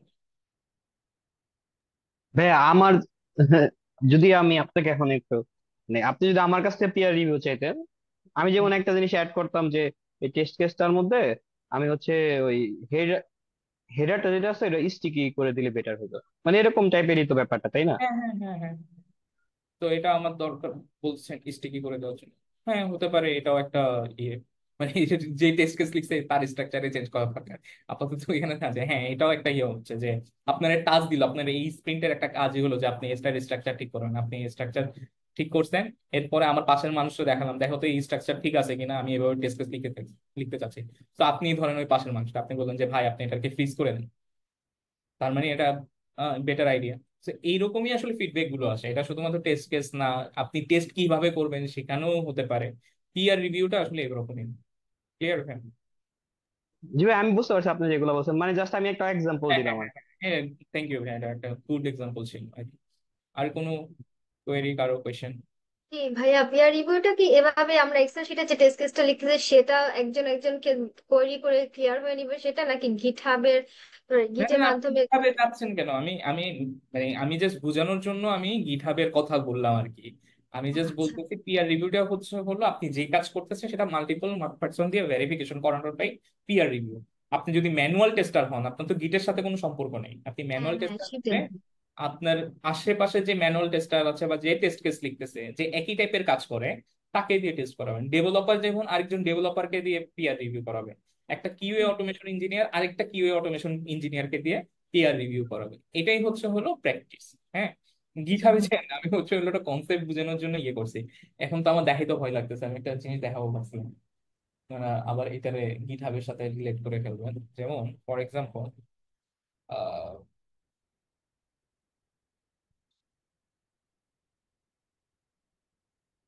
এক্সাম্পল, ধরেন আমার কোম্পানিতে আমি তো আসলে অটোমেশন নিয়ে কাজ করি, সো আমার টিমে আসলে আরো অটোমেশন ইঞ্জিনিয়ার আছে। সো এখানে দেখেন এই যে পিআর রিভিউ না, এখানে পিআর ক্রিয়েট করা আছে। সো উনি একটা পিআর, মানে উনি যে জিনিসটা ডেভেলপ করেছে আরেকজন পার্সন, সে হচ্ছে একটা পিআর রিভিউ, পিআর ওপেন করেছিল। সো এখানে দেখেন সে পিআর ওপেন করার পর মাল্টিপল পার্সনকে অ্যাসাইন করে দিয়েছে যে এরা এরা আসলে রিভিউ করতে পারবে। তো আমরা হচ্ছে এখানে কমেন্ট করছি যে এখানে এই জিনিসটা অ্যাড করো, এখানে মানে কার কি ফিডব্যাক আছে সেটা হচ্ছে ফিডব্যাক দেয়। সো এই যে দেখেন, আমি ফিডব্যাক দিয়েছি, সে আবার অ্যাড্রেস করলো, তার মানে সে এটা চেঞ্জ করেছে। তার যদি কোনো ধরনের কনসার্ন থাকে সেও এটা লিখে দেয়। হ্যাঁ, সো এভাবে করে যেটা হয় যে কোড কোয়ালিটি ভালো হয়। সো সে তো জানে সে বেস্ট কাজ করছে। নর্মালি আমি যখন ডেভেলপ করি বা আমি কোনো কিছু টেস্ট কেস লিখছি, আমি তো জানি আমি বেস্টটাই করতাম আমার জায়গা থেকে। সো তার মানে আরেকজন যখন এখানে আসে সেও তার মতো করে নতুন কোনো আইডিয়া দিতে পারে। সো দেখা যায় যে একটা পিয়ার ক্রিয়েট করলো, তাকে 24টা কমেন্ট দেওয়া হয়েছে, তার মানে 24টা আইডিয়া দেওয়া হয়েছে তাকে নতুন করে অ্যাড করার জন্য। তার মানে এই কোড কোয়ালিটি তো ভালো হবে অ্যাজ এ অটোমেশন ইঞ্জিনিয়ার, বা এই ফিডব্যাক যেটা দেওয়া হলো, হয়তোবা আমি তাকে যে কমেন্টটা করলাম, ফর এক্সাম্পল আমি যদি যাই ভিতরে, আমি তাকে ধরেন আহ এটা একটা পাইপলাইনের কাজ, সিএসিডি ভুলে যান। সো আমি যদি কোডের ব্যাপারে, সো আমি এখানে তাকে কোড লিখে দিয়েছি যে আপনি এই কোডটা ইউজ করেন। তো সে যদি পরবর্তীতে, মানে এই কাজে তো অবশ্যই চেঞ্জ করলো, এই ফিডব্যাকটা যদি মনে রাখে, সে যখন পরবর্তীতে ডেভেলপ করবে সেম টাইপের কোনো কিছু, তার মানে সেই জিনিসটা মাথায় রাখবে যে আমাকে এরকম টাইপের কমেন্ট করছিল, সে এই ভুলটা সেকেন্ড টাইম করার পসিবিলিটি থাকে না। তো এটাই হচ্ছিল পিআর এর প্র্যাকটিস। আপনি যদি ম্যানুয়াল টেস্টার হন, তাহলে আপনার টেস্ট কেস বা আপনি কিভাবে ডেভেলপমেন্ট করছেন সেটা আপনি ভেরিফিকেশন করতে পারেন পাশের আপনার যে কি বলে কলিগ আছে তাকে দিই। সো পিয়ারটা নট কোড লেভেলে যে সবসময় রিভিউ করতে হয় এমনটা না, যারা কোড করে তাদের জন্য কোড লেভেলে, যারা ম্যানুয়াল টেস্টিং করে তাদের টেস্টিং প্রসেস কিংবা হচ্ছে হলো টেস্ট কেস ডিজাইন হতে পারে বা টেস্টিং ডেটা নিয়ে সে রিভিউ করতে পারে, এগুলো করতে পারে। সো যার যার পার্সপেক্টিভে পিয়ার রিভিউটা, প্রত্যেকটা মানুষের আসলে পিয়ার রিভিউ হয়, প্রত্যেকটা এমপ্লয়ির এরকম পিয়ার রিভিউ করা উচিত। হুম, ক্লিয়ার হোপফুলি। আচ্ছা, এরপর হচ্ছিল টেস্ট কেস এক্সিকিউশন। তার মানে আপনি যখন পিয়ার রিভিউ পর্যন্ত হয়ে গেছে, আপনার কাছে টেস্ট কেস আরো বেটার ওয়েতে আছে, আরো বেটার ডেটা আছে, কারণ মাল্টিপল পার্সন আপনাকে ইনপুট দিচ্ছে, সেখানে আপনি এক্সিকিউশনে যান এবং একটা বেটার পারফরমেন্স করতে পারেন অ্যাজ এ কিউএ বা টেস্টার। তো আপনার তখন আসলে ওই সফটওয়্যারটার কোয়ালিটি আরো বেটার ইনশিওর হয় আর কি। হ্যাঁ, সো এটা হচ্ছে টেস্ট কেস এক্সিকিউশন, যেটা আপনি লিখছেন এখন পর্যন্ত টেস্ট কেস, এবং সেটা পিয়ার রিভিউর পরে আপডেট হলো, সবকিছু মিলে একটা নতুন স্ট্রাকচার দাঁড়ানো হলো, বা নতুন একটা কি বলে আহ, কি বলে টেস্ট কেসের আরো এডিশনাল জিনিস অ্যাড হয়েছে, সেটার উপর ভিত্তি করে আপনি এক্সিকিউশনে গেলেন। এরপর হচ্ছে লগ ডিফেক্ট। লগ ডিফেক্ট যেগুলো হচ্ছে, অর্থাৎ যে বাগগুলো আপনি পাচ্ছেন সেগুলোকে লগ রাখবেন। আমরা লাস্ট দিন দেখেছিলাম যে আমরা যখন লাস্ট দিন হচ্ছিল এই জিনিসটা দেখেছিলাম যে আমরা যখন একটা কিছুর বাগ পাই, ফর এক্সাম্পল আমরা এখানে ধরেন পাস ফেল যাই হোক দিচ্ছি, দেওয়ার পরে ডিফেক্টের এখানে আমরা কমেন্ট করতে পারি log in fail for specific scenario হতে পারে, বা স্পেসিফিক ডেটা হতে পারে। স্পেসিফিক ডেটা, ধরেন ডেটাটাও দিয়ে দিবেন এরকম কিছু একটা, এই মেলের জন্য ফেল হচ্ছে, বা আমি কোনো কারণে হাইফেন দিয়ে যদি মেল লিখি তাহলে ফেল হচ্ছে। তো এরকম কোনো কিছু আপনি দিতে পারেন। এবং এখানে আরেকটা জিনিস অ্যাড করবেন, আপনাদের যদি কোনো প্রজেক্ট ম্যানেজমেন্ট টুল থাকে সেখানে যদি টিকেট ক্রিয়েট করেন, জিরা, যেটা আমরা বলেছিলাম লাস্ট দিন। তো ওইখানে টিকেট থাকলে টিকেটের আইডি, ধরেন টিকেটের আইডি এরকম পিটিএ 9988 তো এরকম দিয়ে রাখতে পারেন। সো এটা তখন ইজিলি ট্র্যাক করতে আসলে সুবিধা হয়, এভাবে লগটা রাখা হয় আর কি। সো দেখলাম স্লাইড কেন। সো এইভাবে লগ ডিফেক্ট করছেন। তারপরে হচ্ছে ট্র্যাক এবং আপডেট টেস্ট কেস, এটা অনেক বেশি ইম্পর্টেন্ট। যে যে আমরা যেটা হয়, ধরেন একটা কিছু আহ, এই ট্র্যাকিং জিনিসটা অনেক কিছুর উপর ডিপেন্ড করে। ধরেন এমন হলো যে আপনি টেস্ট কেস লিখছেন, লিখার পরে হচ্ছে হলো প্রোডাকশন থেকে বাগ আসছে।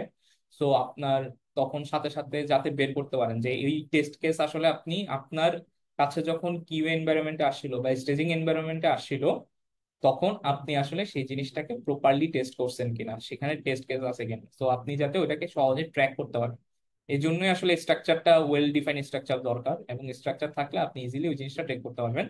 যদি কোনো কারণে প্রোডাকশন থেকে বাগ আসছে, আপনি সেটা সামহাও বাগটাকে মিস করে গেছেন, আহ, মানে টেস্ট কেসে লিখে ভুল করেছেন আপনার, তাহলে টেস্ট কেসটাকেও আপডেট করতে হবে, এবং ওই রিলেটেড মডিউলে যে টেস্ট কেস গুলো আছে সেটার পাশেই যাতে আপনি ইজিলি লিখতে পারেন আর কি।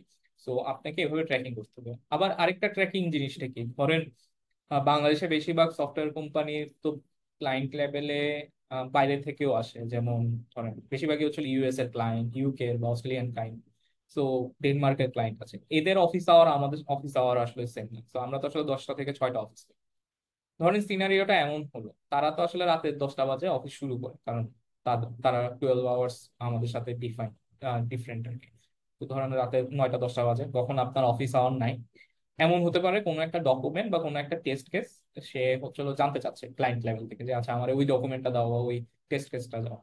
সো এগুলা যখন চাইবে, আপনি যদি এগুলাকে ওয়েল ডিফাইন স্ট্রাকচার এবং এগুলো ট্র্যাকিং না রাখেন, আপনার মাথায় যদি ওই জিনিসটা না থাকে যে ওই মডিউলের টেস্ট কেস আপনি কোথায় রাখছেন, তার মানে আপনি যদি ওকে বলেন যে তুমি ওইখানে যে পাবা, সে যদি ঠিকঠাক করে না পেতে পারে, তাহলে এটা আসলে ফল্ট আপনাকেই ধরবে। কারণ আপনি কেন ঠিকঠাক করে রাখেন নাই, তাকে কেন অনেক মানে খুঁজতে হচ্ছে, সে কেন খুঁজে পাচ্ছে না। তো এটাও মাঝে মাঝে কিউ এর উপরে এসে বর্তায় আর কি। তো আপনাকে এমন ভাবে ট্র্যাক করা লাগবে, জিনিসগুলোকে স্ট্রাকচারে সাজাইতে হবে যেটা আপনি ইজিলি ট্র্যাক করতে পারেন, বা অন্য যে কেউ ইজিলি সেটা বুঝতে পারে। যেমন নাম্বারিং আছে কিছু স্পেশাল, যেমন ইউনিক নাম্বার আছে টেস্ট কেসের। সো টেস্ট সিনারিও বা টেস্ট কেসকে আপনি নাম্বারিং করে রাখতে পারেন। তো ধরেন বললো যে ওই টেস্ট কেসটা দাও, আপনি যদি একটা ইউআরএল ধরায় দেন, সেখানে যদি ওর বসে বসে মডিউল ওয়াইজ টেস্ট কেস করতে হয়, এটা অনেক তার জন্য প্রবলেমেটিক। রেদার আপনি যদি একটা টেস্ট কেসের আইডি দিয়ে দেন, তুমি এত নাম্বার টেস্ট কেস ট্র্যাক করো, ইজিলি সে ট্র্যাক করতে পারবে, তার কাছে ওটা খুঁজে বের করা অনেক সহজ। সো আপনারা শুধুমাত্র টেস্ট কেস না, কোনো যদি ডকুমেন্টও হয়, মানে বিআরডি, বিজনেস রিকোয়ারমেন্ট ডকুমেন্টেশন হয়, এসআরএস হয়, সো এই জিনিসগুলো যাতে ইজিলি আপনার ট্র্যাক করা যায়, এবং পরবর্তীতে সেটা যাতে আপডেট করতে হলে ইজিলি যাতে আপডেট করা যায়, মানে আপনার স্ট্রাকচার যাতে এমন হয় যাতে এটা সহজে আপডেটেবল। এবং অবশ্যই কোনো কিছু প্রোডাকশন থেকে বাগ আসলে সেই টেস্ট কেসগুলো যদি না থাকে আপনার এখানে, তাহলে আপনি যাতে ওই জিনিসটা অবশ্যই আপডেট করেন। অর্থাৎ আপনার ডকুমেন্ট যাতে রেগুলারলি আপডেট থাকে, মানে এমন জিনিস না যে আপনার ডকুমেন্টে নতুন কোনো চেঞ্জেস রিলেটেড কোনো ইনফরমেশন না থাকে, এই জিনিসটা যাতে না হয়। সো এগুলাকে ট্র্যাক করা উচিত এবং রেগুলার আপডেট করা উচিত। মেহরাব হোসেন ভাই, কি কোশ্চেন করতে চাচ্ছেন? হ্যান্ড রেস করা। আচ্ছা। ভাই আগেরটাই রাইজ আচ্ছা। করা ছিল, লোয়ার করতে ভুলে গেছি। আচ্ছা, এই ট্র্যাকিং নিয়ে কোনো কোয়েশ্চেন, ট্র্যাকিং এবং আপডেটিং, কারো কোনো প্রশ্ন? নাই। ওকে, এরপর হ্যাঁ হ্যাঁ প্রশ্ন। ভাই, একটা কোশ্চেন আছে, মানে লগ ডিফেক্টসটাকে আমরা আলাদা শিটে করব না মানে, নাকি এটা টেস্ট কেসের মধ্যে ওটা আমরা একসাথে এটা? হ্যাঁ, আমরা টেস্ট কেসের মধ্যে হচ্ছে হলো লিখে রাখতে পারি ডিফেক্টটা। নর্মালি টেস্টিং যে টুল গুলো আছে টেস্ট কেস রাখার, টেস্টেল বলেন, জেফায়ার বলেন, বা এক্সেলে তো আসলে অনেক কলাম থাকে, আপনি চাইলে লিখতে হ্যাঁ। পারবেন। এবং যদি স্ক্রিনশট থাকে, যেটা বললাম যে আপনার ধরেন একটা পেজের কোনো একটা ইয়ে আছে, আপনি স্ক্রিনশট রাখলেন, মার্ক করে রাখলেন, সেটা তো আপনি আসলে এক্সেলে রাখতে পারবেন না, আপনার রাখতে হবে জিরা বোর্ডে বা আপনার প্রজেক্ট ম্যানেজমেন্ট টুলের বোর্ডে রাখতে হবে। তো ওইখানে যে আইডিটা আছে, একটু আগে আমি দেখাচ্ছিলাম, সো এখানে যে আইডিটা আছে সেই আইডিটা আপনি এখানে ধরে বসিয়ে দিতে পারেন, যাতে ডেভেলপার বুঝতে পারে যে এটা তো একটা ফেল আছে, এটা তো ডেভেলপারের কাছেই যাবে আলটিমেটলি, তার এটা হুম। ফিক্স করতে। সে যাতে এটা আইডি ধরে সার্চ দিলে সাথে সাথে প্রজেক্ট ম্যানেজমেন্ট টুলে মানে দেখতে পারেন। ফর এক্সাম্পল ধরেন, হ্যাঁ, এই জিনিসটা আমরা টেস্ট রেলে কি হ্যান্ডেল করতে পারবো, টেস্ট হ্যাঁ কেসগুলোর হ্যাঁ সাথে হ্যাঁ হ্যাঁ, বাগার লিঙ্ক? সবকিছুই হ্যান্ডেল করতে পারবেন টেক্সটাইলে আসলে। এই কি বলে, জিরা ইন্টিগ্রেট করা যায় ইজিলি, যেটা ইম্পর্টেন্ট। সো আপনার যখন ইয়ে ক্রিয়েট করবেন, এটা তো জিরা বোর্ড, তো এখানে বাগ হিসেবে ক্রিয়েট করতে পারেন। আমরা যখন একটা একটা বাগ বা কোনো কিছু টিকেট ক্রিয়েট করি, তখন হচ্ছে হলো এটা একটা নাম্বার জেনারেট হয়, যেমন এটা, এটা হচ্ছে ইউনিক, এটা পুরো বোর্ডের জন্য আসলে ইউনিক। সো এই নাম্বারটা আমরা আসলে দিয়ে রাখি যাতে ইজিলি ট্র্যাক করতে পারি আর কি। জি, আরেকজন ভাইয়া প্রশ্ন করতে চাইছে।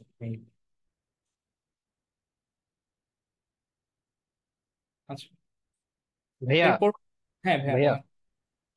আচ্ছা, হুম, ওই ট্র্যাক এন্ড আপডেটে যেটা দেখাইলেন, হুম, হুম। এটা আমাদের শিখানোর মধ্যেই যদি একটু আপনি কিছু হ্যাক্স দিয়ে দেন যে কিভাবে আহ, আমরা করলে পরে ভালো করতে পারি, বা এক্সাম্পল দি, এখন এক্সাম্পল যদি নাও দেন, সামনে যদি আপনি কিছু ট্রিক্স এন্ড আচ্ছা, ট্রিক্স গুলা শেয়ার করতেন তাহলে ট্রিক্সটা বেটার হতো। হলো ধরেন আমার একটা ইয়ে আছে, টেস্ট কেস আছে।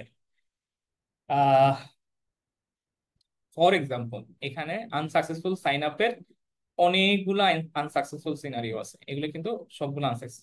এখন এটা তো শুধুমাত্র সাইন আপের জন্য হলো, যে ধরেন কোনো একটা ডেট বা ক্যালেন্ডার টেস্ট করার জন্য আপনার টেস্ট কেস তো হইতে পারে হয়তো বা 50টা হতে পারে ফর এক্সাম্পল। সো ধরেন এই 50টা সবগুলো হচ্ছে আনসাকসেসফুল সিনারিও। সো এই 50টা আনসাকসেসফুল সিনারিও আপনার যদি কোনো প্রজেক্ট ম্যানেজার বলে, আচ্ছা ওইটা, ওইটার টেস্ট কেস কই তোমার কাছে, এখন ধরেন আপনি এইটাকে যদি এখানে ধরায় দেন, এই ইউআরএল ধরায় দিলেন যে ভাই আপনি বসে বসে এখান থেকে খুঁজে বের করতে হবে, সে আপনার মারতেও পারে পরের দিন অফিসে গেলে। মানে তখন হচ্ছে হলো যেটা করবেন, আপনারা এই যে টেস্ট কেসের একটা আইডি দিবেন, আমি তো সিরিয়াল নাম্বার দিছি, এটা মেইনলি আইডি দেওয়া হয় প্রত্যেকটা টেস্ট কেসের। সো এটা ধরেন আনসাকসেসফুল সিনারির জন্য এরকম কিছু টেস্ট কেস 2202 এরকম একটা আইডি দিয়ে দিলেন। সো এই আইডিটা ধরে সার্চ দিলে যাতে সহজে পায় আর কি। তো এটা হচ্ছে হলো আপনার ট্র্যাকিং এর জন্য সুবিধা। হ্যাঁ, আরেকটাও হতে পারে যে আপনি ধরেন বিজনেস রিকোয়ারমেন্ট ডক আছে। তো বিজনেস রিকোয়ারমেন্ট ডক হচ্ছে হলো ফর এক্সাম্পল আপনার টেস্ট প্ল্যানিং এর যে জিনিসটা দেখিয়েছিলাম, তো আপনার এরকম অনেকগুলো মডিউলের টেস্ট প্ল্যানিং এর ইয়ে আছে। তো আপনি বললেন যে ভাই আপনি টেস্ট প্ল্যানিংটা দেখেন, এখন টেস্ট প্ল্যানিং এ কোনো কিছু আপনি টেস্ট প্ল্যান করার সময় এখানে ভুল করে ফেলছেন, ধরেন অটোমেশন টেস্টিং টুল আমি সেলিনিয়াম জাভা দিয়ে করব প্রথমে প্ল্যান করেছিলাম, বাট কোনো কারণে যখন আমরা এক্সিকিউশনে যাই সেলেনিয়াম জাভা দিয়ে আমরা করি না, আমরা ধরেন এইটা কোনো কারণে প্লে রাইট দিয়ে করলাম, play right with Java script দিয়ে করলাম। তো আমি করলাম হচ্ছিল play right Java script, but আমি হচ্ছিল লিখে রাখছিলাম সেলেনিয়াম জাভা। তো আমি আসলে যখন এটা এই এক্সিকিউশনে গিয়েছি, আমি প্লে রাইট দিয়ে করার পরও আমি আসলে ডকুমেন্ট আপডেট করি নাই। এখন যদি অনেক সময় পরে প্রজেক্ট ম্যানেজার বা যে কেউ জিজ্ঞেস করে তোমার ওটা ওই ওই সিনারির বা মডিউলের যে ফিচারটা আছে যেটা ডেভেলপমেন্ট হয়েছিল ওটা টেস্ট প্ল্যান বের করো, তো টেস্ট প্ল্যানে যায় দেখলো আসলে এটা সেলেনিয়াম জাভা দিয়ে করা, মানে প্রবলেম না, বাট আমি জাস্ট ফর এক্সাম্পল বলতেছি। সে বলবো তুমি তো এটা বলছিলা ইয়ে দিয়ে করা, বাট এখানে সেলেনিয়াম জাভা দিয়ে করা, মানে এটার সাথে সম্পর্কিত টেস্ট প্ল্যান যে এইটুক থাকবে এমনটা, আপনি স্ক্রিনশট থাকবে, আর্কিটেকচার অনেক কিছুই থাকতে পারে এটার সাথে রিলেটেড, তখন আপনি তো আসলে কিছু বলার থাকবে না, তার মানে আপনার ডকুমেন্টটা আপডেট নেই। তার মানে আপনি যখন যেটা কাজ করতেছেন, যাতে ওই ডকুমেন্টটা আপডেট থাকে এবং হিস্ট্রি থাকে, যাতে আপনাকে ট্রেস করা যায়, আপনি যাতে কোনো ধরনের কোয়েশ্চেন করলে সাথে সাথে আপনার ওয়েল একটা ডকুমেন্টেড অ্যান্সার থাকে। আপনার কথা কেন বিশ্বাস করবে, তার মানে আপনাকে একটা প্রমাণ তো রাখতে হবে।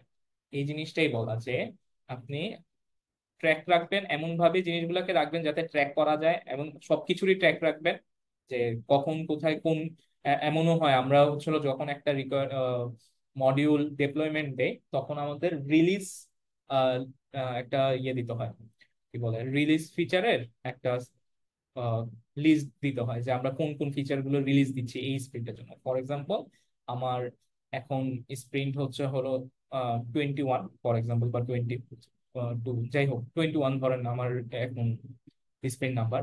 সেই স্প্রিন্টে আমি কি কি ফিচার রিলিজ দিচ্ছি এবং কি কি ফিচার প্রপারলি টেস্ট করা হয়েছিল সেটা আসলে ডকুমেন্ট থাকা দরকার। তো হুট করে ধরেন এখন 30 নাম্বার অফ একটা স্প্রিন্ট চলতেছে, 30তম স্প্রিন্ট চলতেছে, আমাদের কাজ চলতেছে, মানে আরো 2-3 মাস পরের গল্প। হঠাৎ করে বললো এই এই ফিচারটা বাগ আসে, এই ফিচারটা তো ডেভেলপ হয়েছিল 21 নাম্বার স্প্রিন্টের সময়। তো দেখো তো 21 নাম্বার ফিচারের ডেভেলপমেন্টের সময় ওই ফিচারটা ঠিকঠাক করে ডিপ্লয়মেন্ট হয়েছিল কিনা বা ওইটার কোনো প্রবলেম আছে কিনা।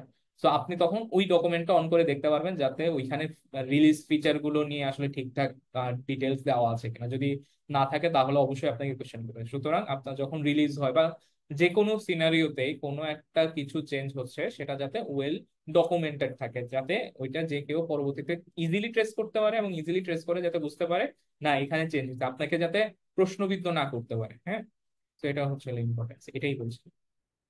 জি ভাইয়া, প্রশ্ন মাহির, আশরাফ ভাই, সরি আসিফ ভাই। জি, মাহির আছে। ভাইয়া, একটা কোশ্চেন হচ্ছে যে লগ ডিফেক্ট যেটা, এটা হচ্ছে যে মানে এরর গুলো হচ্ছে আগে সলভ করা হয়নি ওইগুলো, নাকি হচ্ছে যেগুলো হচ্ছে হ্যাঁ, ফিক্স ওগুলো হতে করার পারে। মতো হচ্ছে রয়ে গেছে ওইটা? আর সেকেন্ডলি হচ্ছে আপনার ট্র্যাক এন্ড আপডেট টেস্ট কেসের ক্ষেত্রে যখন হচ্ছে আমরা আইডিটা দেব টেস্ট কেসের ক্ষেত্রে, ওই আইডিটার জন্য বিজনেস বিজনেস রিকোয়ারমেন্ট হিসেবে ওই আইডিটার সাথে মিল রেখে একটা ব্রিফ ডিসকাশন রাখবো এমন বিজনেস রিকোয়ারমেন্টে, যাতে পরবর্তীতে কোনো যদি মানে ফিউচারে যদি কোনো কোশ্চেন আছে প্রিভিয়াস স্প্রিন্ট নিয়ে, তখন ওই আইডি ধরে ওই ব্রিফটা পায় এমন কিছু। হ্যাঁ হ্যাঁ হ্যাঁ, আচ্ছা, লগ ডিফেক্টটা আসলে সবকিছু লগ, ধরেন প্রিভিয়াস ফিচারেরও হতে পারে, মানে যেগুলো আগে ছিল সেগুলোরও হতে পারে। আপনি কোনো ধরনের ডিফেক্ট পাচ্ছেন, মানে সেটা হতে পারে আপনার ডকুমেন্টের ডিফেক্ট, সেটা হতে পারে ফিচারের ডিফেক্ট, টেস্টিং টাইমে বা টেস্টিং এর পরবর্তীতে যে কোনো ডিফেক্ট পাচ্ছেন, সমস্যা পাচ্ছেন, সেটা যাতে আপনি লক করে রাখতে পারেন। অনেক সময় আমরা ইচ্ছা করে এক্সপ্লোরেটরি টেস্টিং করি, যেমন হুট করে মনে হলো যে আসলে এই সিস্টেমটা একটু দেখি তো এখানে এখানে, যেটার সময় আপনার হয়তো টেস্টিং এর সময় না, আপনি এমনিই দেখতে চাচ্ছেন। তো তখন একটা বাগ পেলেন, যাতে ওই জিনিসটা একটা জায়গায় রেখে দিতে পারেন, মানে জিরা বোর্ডে যেখানে আপনি লগগুলাকে রিপোর্ট করেন সেখানে যাতে আপনি রেখে দিতে পারেন, যাতে করে পরবর্তীতে যখন ওই ফিচার রিলেটেড আলোচনা হবে আপনি দেখাতে পারেন যে ওইখানে এই বাগটা ছিল, অত তারিখে পেয়েছিলাম, আপনি স্ক্রিনশট দেওয়া আছে, ওই ডিটেলস সহ আপনি লিখে দিতে পারেন। হ্যাঁ, তো এই মানে আপনি যে কোনো, এরর বাকেট মতো আর কি। সরি সরি হ্যাঁ, এরর বাকেটের মতো যে লাইক হ্যাঁ হ্যাঁ আমি। হ্যাঁ, মানে যে কোনো কিছুই বাগ পাচ্ছেন বা এরর পাচ্ছেন আপনি যাতে ওটা লক রাখতে পারেন একটু, যেটা পরবর্তীতে ডেভেলপারকেও দেখাতে পারেন, প্রজেক্ট ম্যানেজারকেও দেখাতে পারেন, ক্লায়েন্ট চাইলে ক্লায়েন্টকে দেখাতে পারেন। পরবর্তী ডেভেলপমেন্টের জন্য যদি মনে করেন ওই বাগটা মাথায় রাখা উচিত যে প্রিভিয়াসলি হয়েছিল এখন যাতে না হয়, তো ওই লকটা রেখে দিলে ভালো। হুম, এবং লকগুলো রাখাটাই হচ্ছিল সবচেয়ে গুড প্র্যাকটিস যে কোনো সময়। তো এখন আরেকটা জিনিস, এই যে যেটা আমি বারবার বলতেছিলাম যে আপনারা ওয়েল স্ট্রাকচার ভাবে লগ গুলো রাখবেন, লগ গুলো রাখা উচিত হচ্ছে একটা ভালো স্ট্রাকচার ভাবে। দেখা যায় যে ধরেন আমি টেস্ট করার সময় এটা একটা মডিউল ডেভেলপ করা হলো, তো এখানে একটা ড্রপ ডাউন আছে। ধরেন আমি সামহাও একদিন টেস্ট করার সময় আমি দেখলাম ড্রপ ডাউনটা কাজ করতেছে না। তো আমি একটা লগ রেখে রাখছি, মানে বাগ একটা ডিফেক্ট আকারে হচ্ছিল লগ করে রাখছি, মানে রিপোর্ট করে রাখছি। সো আমার পাশে একটা কলিগ 2-3 সপ্তাহ যাওয়ার পর সেও আবার হঠাৎ করে পেল, তো সেও আসলে লগ লিখে রাখছে। তার মানে কি আপনি, মানে একই লগ আমি দুইবার অ্যাড হচ্ছে, তার মানে ডুপ্লিকেশন হচ্ছে। তো এমন ভাবেই আসলে এই লগ গুলোরও স্ট্রাকচার করা উচিত যাতে ওই মডিউলের সেম লগ বা সেম যে বাগটা দুইজনের আহ রিপোর্ট করতে না হয়, সে যাতে যখন নতুন করে, ধরেন আমি তো আগে ক্রিয়েট করে রাখছি, আমার পাশের কলিগ যদি আবার ক্রিয়েট করতে যায় সে যাতে আগে থেকেই বুঝতে, মানে দেখেই বুঝতে পারে এই লগটা তো অলরেডি আছে, তার মানে আমি প্রথমে ওই লগের ডিফেক্ট যে লিস্টটা আছে বা হচ্ছিল যেখানে রিপোর্ট করা হয়েছিল প্রিভিয়াসলি, সেখানে আগে সার্চ করব এই ইয়েটা বাগটা আসলে আগে প্রিভিয়াসলি রিপোর্ট করা হয়েছিল কিনা। তারপরে যদি না থাকে তাহলে আমি রাখতেছি। সো এটার জন্য ওয়েল স্ট্রাকচার হতে হবে, মানে যেটা আসলে ট্র্যাক করা যায়। হ্যাঁ। সো যাতে আমার মানে ডুপ্লিকেশন না হয়। ধরেন একই লগ 5 জন টেস্ট করার সময় 5 বার অ্যাড করছে, তাহলে তো সবাই ধরে মানে দিবে আর কি। So এটা তো করা যাবে না, এটা তো বিরক্ত হয়ে যাবে। তো যেই কারণে আসলে স্ট্রাকচারটা অনেক বেশি ইম্পর্টেন্ট, এবং ওই স্ট্রাকচার যাতে ওয়েল ভাবে ট্র্যাকিং করা যায় সেটাও ইম্পর্টেন্ট। এই ট্র্যাকিংটা শুধুমাত্র টেস্ট কেস না, সবকিছুর ক্ষেত্রে, আপনার সব কাজের ক্ষেত্রে যাতে এই ট্র্যাকটা ইজি হয় সেটা। ক্লিয়ার হয়? ওকে। আর কোনো? জি স্যার। নেক্সট জিনিস হচ্ছে রিটেস্ট। রিটেস্টটা অনেক বেশি ইম্পর্টেন্ট জিনিস হচ্ছে হলো, অনেক সময় দেখা যায় ধরেন আমি বললাম যে ভাই আপনি এই জিনিসটা ডেভেলপ করছেন, ডেভেলপ করার পর এটা কাজ করতেছে, ফর এক্সাম্পল কারেন্টলি উনি কেউ একজন এটা ডেভেলপ করছে, এটা কাজ করতেছে না। তো আমি রিপোর্ট করলাম, রিপোর্ট করার পর সে ডেভেলপ করলো। সে ডেভেলপ করার পর আমি আমি জানি যে আসলে ও এই সিম্পল একটা ক্লিকই অ্যাড করছে, তো এটা আসলে টেস্ট করার কিছু নাই। ও তো বলছে ও ওটা করছে, তার মানে আমি রিটেস্টটা আসলে করলাম। কাহিনী হচ্ছে সাম হাউ যদি এটা কখনো কাজ না করে, তাহলে কিন্তু এটা আপনার উপর দিয়ে যাবে যে তুমি এটা বাগ বের করছো। বাগ বের করে তুমি ইয়ে যে ডেভেলপার তাকেও দিলা, ডেভেলপার বললো ও ঠিক করছে, বাট এখন আসলে বাগ পাওয়া যাচ্ছে, তার মানে তুমি এটা রিটেস্ট করো নাই। এটা অনেক মারাত্মক একটা মানে পাপ। তো এই পাপটা করা যাবে না আর কি। তো আমরা যখন কোনো একটা বাগ ডিফেক্ট রাখি, সেটা তো ট্র্যাক রাখবো যে এটার কি অবস্থা, কারেন্ট স্ট্যাটাস কি, সেটা ডেভেলপমেন্টে আছে কিনা, বা সেটার ডেভেলপমেন্ট আদৌ করা হবে কিনা, বা ডেভেলপ হয়ে গিয়েছে কিনা। যদি ডেভেলপ করা হয়ে থাকে এবং সেটা যদি আমাকে অ্যাসাইন করা হয়, তাহলে আমার অবশ্যই রিটেস্ট করতে হবে। হ্যাঁ। নয়তো যেটা থাকে সেটা হচ্ছে হলো বাগ লিকেজ নামে একটা ওয়ার্ড আছে টেস্টারদের জন্য, বাক লিকেজটা থেকে যায়। বাক লিকেজটা হচ্ছে হলো আপনি যদি বলেন যে ভাই সব ঠিক আছে আপনি এখন রিলিজ দিতে পারেন, প্রোডাকশন থেকে যদি কোনো বাগ আসে এটাকে বলা হয় বাক লিকেজ। মানে আপনার অ্যাপ্রুভমেন্টের পরে যদি আপনার টেস্ট করা সিস্টেমেই ফেল হয় কোনো কারণে, তাহলে এটাকে বলা হয় বাগ লিকেজ। তো বাগ লিকেজ আসলে কিউএ বা টেস্টারদের জন্য একটা অভিশাপ, ওটা করাই যাবে না যতটুকু সম্ভব। বাগ ছাড়া তো আসলে সফটওয়্যার হয় না স্বাভাবিকভাবে, এত কিছু তো টেস্ট করা সম্ভব না। বাট আমরা চেষ্টা করি যাতে বাগ লিকেজ না থাকে। আর রিটেস্টটা হচ্ছে হলো সেগুলো যেগুলো আপনি লক করে রাখছেন বা যেগুলোকে আপনি পরবর্তীতে বাগ হিসেবে রিপোর্ট করে রাখছেন, সেগুলো ট্র্যাক করতেছেন। সেগুলো যদি ডেভেলপ হয়, তাহলে আপনার রেসপন্সিবিলিটি সেগুলো ডেভেলপ হওয়ার পরে ঠিকঠাক কাজ করতেছে কিনা সেই জিনিসটাকে রিটেস্ট করা। হ্যাঁ। তো এটা আসলে আরেকটা ইয়ে। তো আপনি আবার রিটেস্ট করবেন, রিটেস্ট করার পর যদি আবার বাগ থাকে আবার লগ ডিফেক্ট রাখতেছেন, আবার সেটাকে ট্র্যাক করে আবার রিটেস্ট করতেছেন। এটা একটা লুপের মতো আসলে হয়। হ্যাঁ। ওকে। সো ম্যানুয়াল টেস্টিং প্রসেস নিয়ে কারো কোনো প্রশ্ন আছে? এইগুলো নিয়ে যেগুলো নিয়ে আজকে এখন ডিসকাশন করলাম। নাই? Very good. আপাতত তো ক্লিয়ার। জি জি। বললাম আপাতত ক্লিয়ার, এখন আবার আচ্ছা, দ্বিতীয়বার দেখতে হবে। ঠিক আছে। আচ্ছা, এরপর যেটা হচ্ছিল কি পয়েন্টস অফ প্রফেশনালিজম, এইটা অনেক বেশি ইম্পর্টেন্ট এই জিনিসগুলো মাথায় রাখা। এটা হচ্ছে হলো মানে ম্যানুয়াল টেস্টিং তো আসলে আপনাদের হাতে ধরে ধরে সবকিছু শিখে যাওয়া সম্ভব না। এই ম্যানুয়াল টেস্টিং বা কিউএ, এই পুরো জিনিসটা আসলে এক একটা মাইন্ডসেট। সো মানে একজন ভালো কিউএ, একজন খারাপ কিউএ বা মোটামুটি কিউএ, এগুলো সবকিছু ডিপেন্ড করে আপনার মাইন্ডসেটের উপরে। সো আমরা যখন ইন্টারভিউ নেই, আমরা ইন্টারভিউ নেওয়ার সময় ধরেন একটা ম্যানুয়ালি টেস্ট করতে দিলাম বা রিকোয়ারমেন্ট অ্যানালাইসিস করতে দিলাম। তো রিকোয়ার একজন মানে কি বলে ক্যান্ডিডেট, সে কতটা ভালো সেটা ডিপেন্ড করে সে আসলে কি কি প্রশ্ন করে রিকোয়ারমেন্ট গুলো অ্যানালাইসিস করতেছে তার উপর। সো কেউ একজন এক্সপিরিয়েন্স মানে ওয়েল কোয়ালিফাইড, এটা ডিপেন্ড করে তার প্রশ্নের উপর। সো কিউএ পুরো জিনিসটা আসলে নির্ভর করবে তার প্রশ্নের উপর। হ্যাঁ। অনেক সময় এমন হয় যে ধরেন আপনি একটা কোম্পানিতে জয়েন করলেন, কোম্পানিতে জয়েন করার পর ওদের একটা অ্যাপ্লিকেশন আছে। সে so ধরেন ডেলিভারি কোম্পানি একটা, হ্যাঁ, বা হচ্ছে হলো এরকম রাইড শেয়ার কোম্পানি। তো আপনি এরকম একটা কোম্পানিতে জয়েন করুন, আপনি জানেন না আসলে ওই প্রজেক্টের ব্যাপারে আইডিয়া কি। তো আপনার প্রজেক্ট ম্যানেজার বললো আপনার সাথে আরেকজন কিউএ যে আছে, যে অনেকদিন ধরে এই প্রজেক্টে কাজ করছে, তাকে অ্যাসাইন করে দিল যে তোমার বাডি বা হচ্ছে হলো এখন থেকে তোমার যে কলিগ, ক্লোজ কলিগ, সে হচ্ছে হলো উনি, ধরেন এ। সো এ নামের ব্যক্তি থেকে আপনি সকল ধরনের হেল্প পাবেন। তো এ নামের ব্যক্তি, সে অনেক সিনিয়র, তার অলরেডি কাজের চাপে সে আসলে কিছু খোঁজ খবর নাই। তাকে যাই বললাম যে ভাই আমারে ধরে ধরে পুরোটা ইয়ে আপনাদের প্রজেক্টের ব্যাপারে, পুরোটা সিস্টেমের ব্যাপারে বোঝান।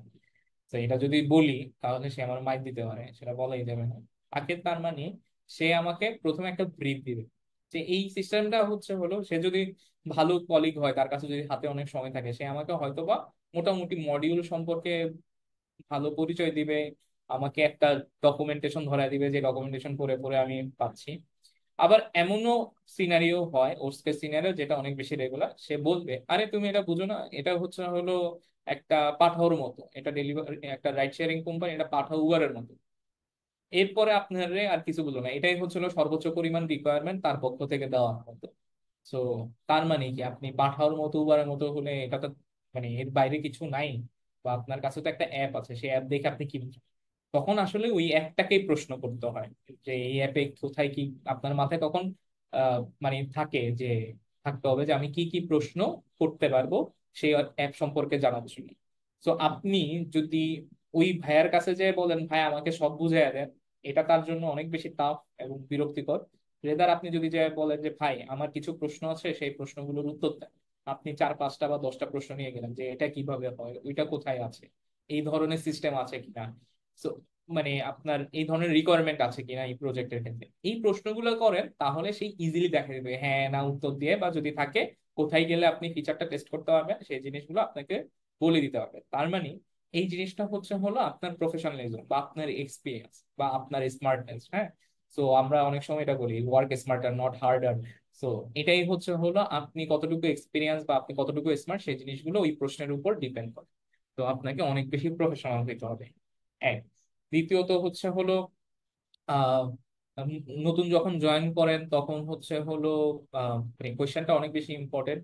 তারপর আরেকটা জিনিস দেখা হয় দেখবেন, একটা বিজনেস জবের ক্ষেত্রে আহ, আপনি যদি মানে 2 বছর 3 বছর পর পর চাকরি চেঞ্জ করেন, মানে এটা আমি বলতেছি আপনি যখন অনেক ভালো এক্সপিরিয়েন্স হয়ে যাবে, 8-10 বছর এক্সপিরিয়েন্স হয়ে যাবে বা 5-6 বছর এক্সপিরিয়েন্স হয়ে যাবে, তখন যদি আপনি আহ, বলেন যে আমি এই প্রজেক্টে ছিলাম বা একই কোম্পানিতে ডিফারেন্ট ডিফারেন্ট প্রজেক্টে ছিলেন, বিজনেস পিপল বা কোনো যদি এটা ইয়ে হয়, ধরেন মার্কেটিং এর জব হয়, মার্কেটিং না, ধরেন ফাইন্যান্স এর জব হচ্ছে বা বিজনেস রিলেটেড কোনো একটা জব হইতেছে অ্যাকাউন্টস এর, তখন কিন্তু তারা খুবই নেগেটিভ অর্থে দেখে, আরে ভাই তুমি একটা জায়গায় তো স্টিকই থাকো না, তুমি এতগুলো কোম্পানি চেঞ্জ করছো বা এতগুলো প্রজেক্ট চেঞ্জ করছো একটা কোম্পানিতে, এটা তো গুড প্র্যাকটিস না, তোমার এই টিম থেকে সরাইয়া দিচ্ছে, এই কোয়েশ্চেনটা করবে।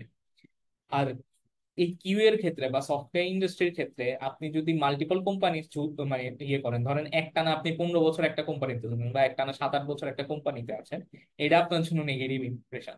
কারণ তার মানে কি আপনার আসলে কোয়ালিফিকেশনের লিমিটেশন আছে যে কারণে আপনি জাম্প করতে পারেন নাই, এই কোয়েশ্চেনটা অনেক বেশি করা হয়। বা হচ্ছে হলো আপনার তো তাহলে মডিউলের ব্যাপারে খুব কম সংখ্যক আইডিয়া আছে। ধরেন ইআরপি যে মডিউল নিয়ে যারা কাজ করে, যারা হচ্ছে হলো নির্দিষ্ট একটা কোম্পানির ইন্টারনাল প্রজেক্ট নিয়ে কাজ করে, তারা ওই কোম্পানির আর্কিটেকচার বা কোম্পানির সফটওয়্যার রিলেটেড রিকোয়ারমেন্ট নিয়ে আসলে অভ্যস্ত। তারা অন্য দুনিয়ার এত এত টাইপের ডাইনামিক অ্যাপ্লিকেশন আছে সেটার ব্যাপারে আসলে আইডিয়া রাখে না খুব একটা। হ্যাঁ, মানে ডিটেলিং আইডিয়া রাখে না, হয়তো ইউজ করার জন্য যতটুকু আইডিয়া থাকে বা বেসিক কনসেপ্ট যেগুলো পপুলার অ্যাপ সেগুলোর আইডিয়া থাকতে পারে। বাট বেশিরভাগ ক্ষেত্রে আসলে ডিফারেন্ট টাইপ অফ যে এই প্রজেক্ট গুলো আছে যেগুলো কোম্পানিতে ইন্টারনালি ইউজ করে, সেগুলো কিভাবে হয়, ব্যাকগ্রাউন্ডে কিভাবে কাজ করে, সেগুলোর আসলে আইডিয়া থাকে না। তার মানে আপনি যতগুলো মডিউল ফেস করছেন বা যত ধরনের ফিচার বা যত ডাইনামিক প্রজেক্টে কাজ করছেন, সেটার উপর ডিপেন্ড করে আপনার আসলে এক্সপিরিয়েন্সটা কেমন বা আপনি কতটুকু ক্যাপাবল হতে পারেন। সো যত বেশি ডিফারেন্ট টাইপ অফ প্রজেক্টে কাজ করবেন, সেটা তত বেশি ভালো। কিন্তু এই না একটা প্রজেক্টে যে আপনি 6 মাস পরে বা 1 বছর পরে মানে প্রজেক্টটা ছেড়ে দিচ্ছেন, তার মানে আপনার ওই ডোমেন সম্পর্কে নলেজ থাকে না। নর্মালি যে কোনো একটা ডোমেন সম্পর্কে নলেজ হতে খুব ভালো নলেজ হতে 1 বছর সময় নিতে হয়। সো অনেক বেশি চাকরি চেঞ্জ করা উচিত না এই জন্য, মানে 6 মাস পর পর বা 1 বছর পর পর।